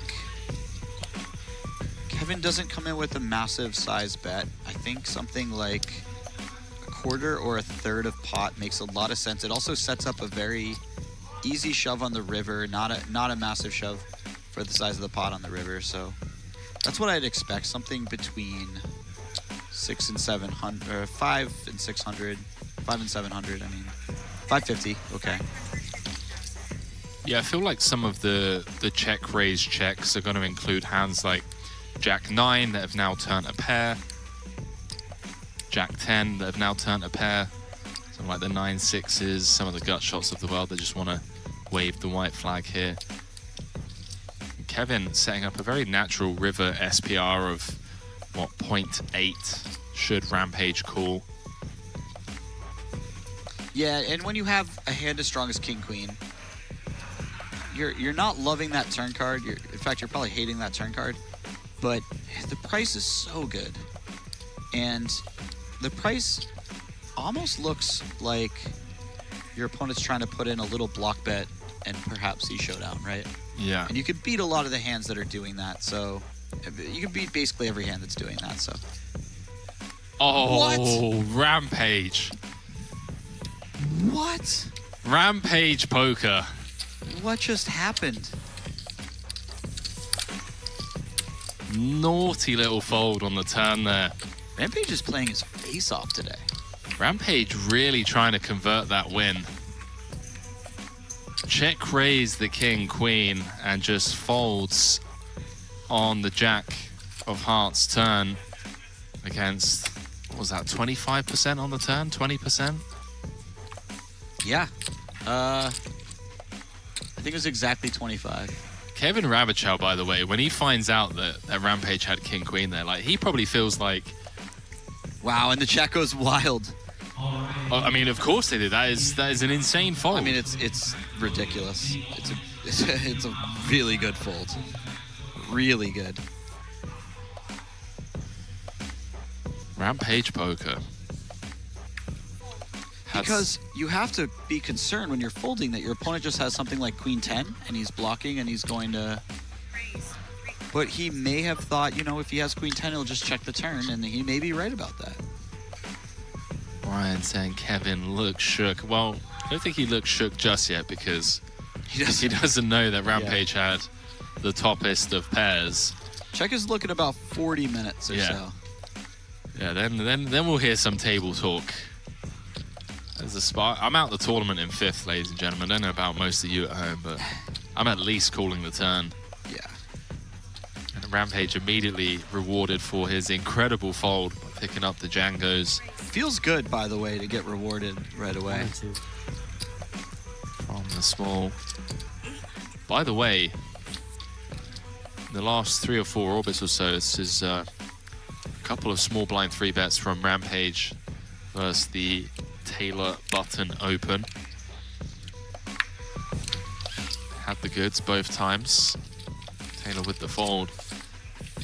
Truly impressive fold. Couldn't have put it better myself, Matt, in the chat. At the World Poker Tour, all that glitters is definitely gold. Club WPT Gold is your place to play non-stop poker and win real cash and prizes, including passports to live WPT events. Head to clubwptgold.com and join the action today. Well, well, well. Here we are, still 5-handed. Lock yourselves in. That was a really above the rim fold. To that size specifically. I mean, that one's gonna go viral. That one's gonna get shared. That one's gonna be featured in the vlog. I think that one makes the vlog. That one's gonna make the vlog. Shout out to us in the future vlog. Yeah, right? Can't wait to listen. Surely he captures the reaction. I think we made the vlog, fellas. We made it, chat. We made the vlog.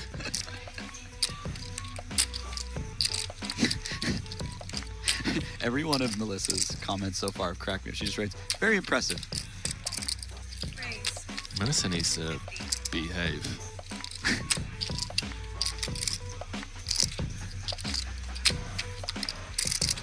He had 7 big blinds on the stone bubble, put out a tweet saying, lol, I'm about to bubble this 25k. Did he? Yeah, he did, yeah. Wow. And then like, obviously, 25 minutes later, it was like, lol, ITM. Then it was 2 of 8 coming into the final table. Here he is, 3 of 5. It's gonna be fun to quote that one, and lol won it. That's gonna be a good feeling. I had when I won WPT. All right, Jesse, calm down with the brag. So come on, mate.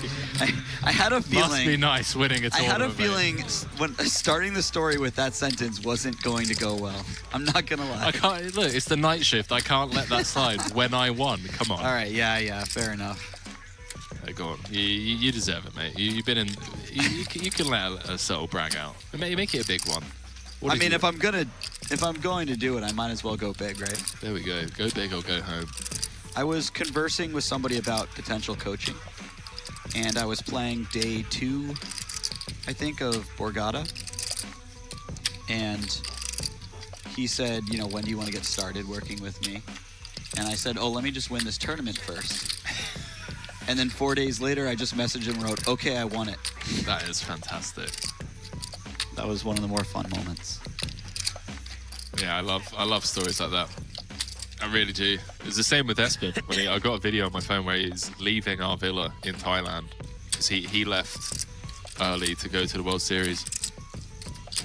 And we'd obviously like been joking, you know, over breakfast and dinner stuff. Oh, he's probably going to go and win the main or whatever.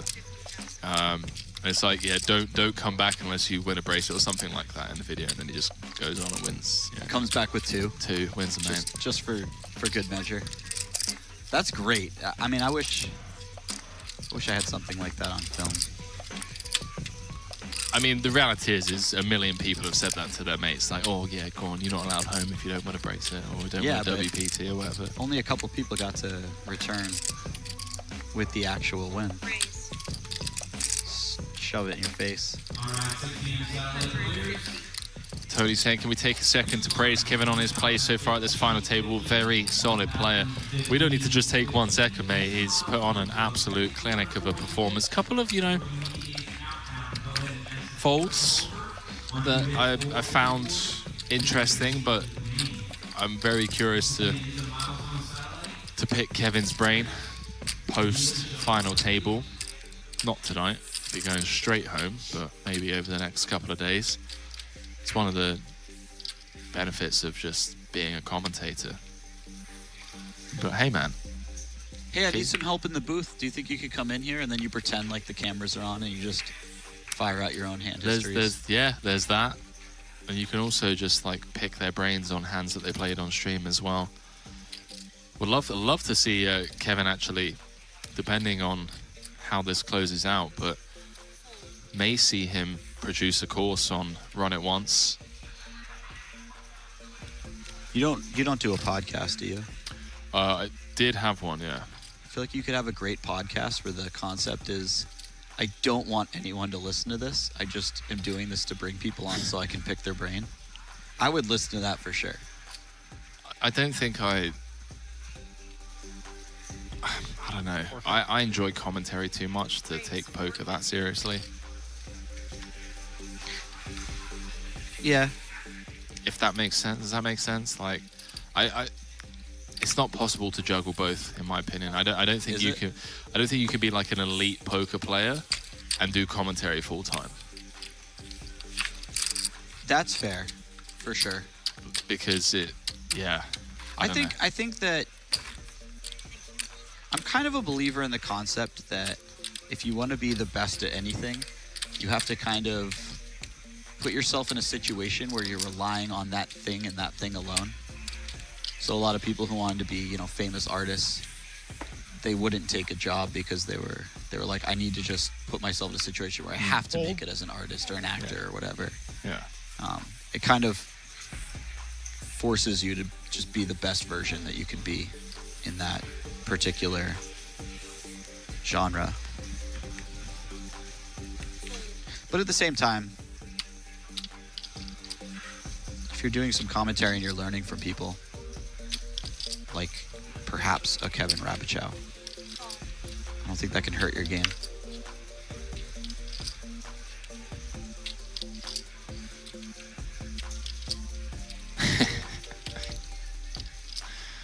Garrett saying, wow, shots fired at Shulman, shots fired at Ali. Well, firstly, Shulman isn't a full-time commentator, and secondly, Ali would not say that he is a professional poker player, so kind of proving my point here. I think it's one of the reasons why Shulman isn't doing commentary for every single event, because he's too in love with the great game. Shulman's just a great poker player who happens to be an insanely good commentator.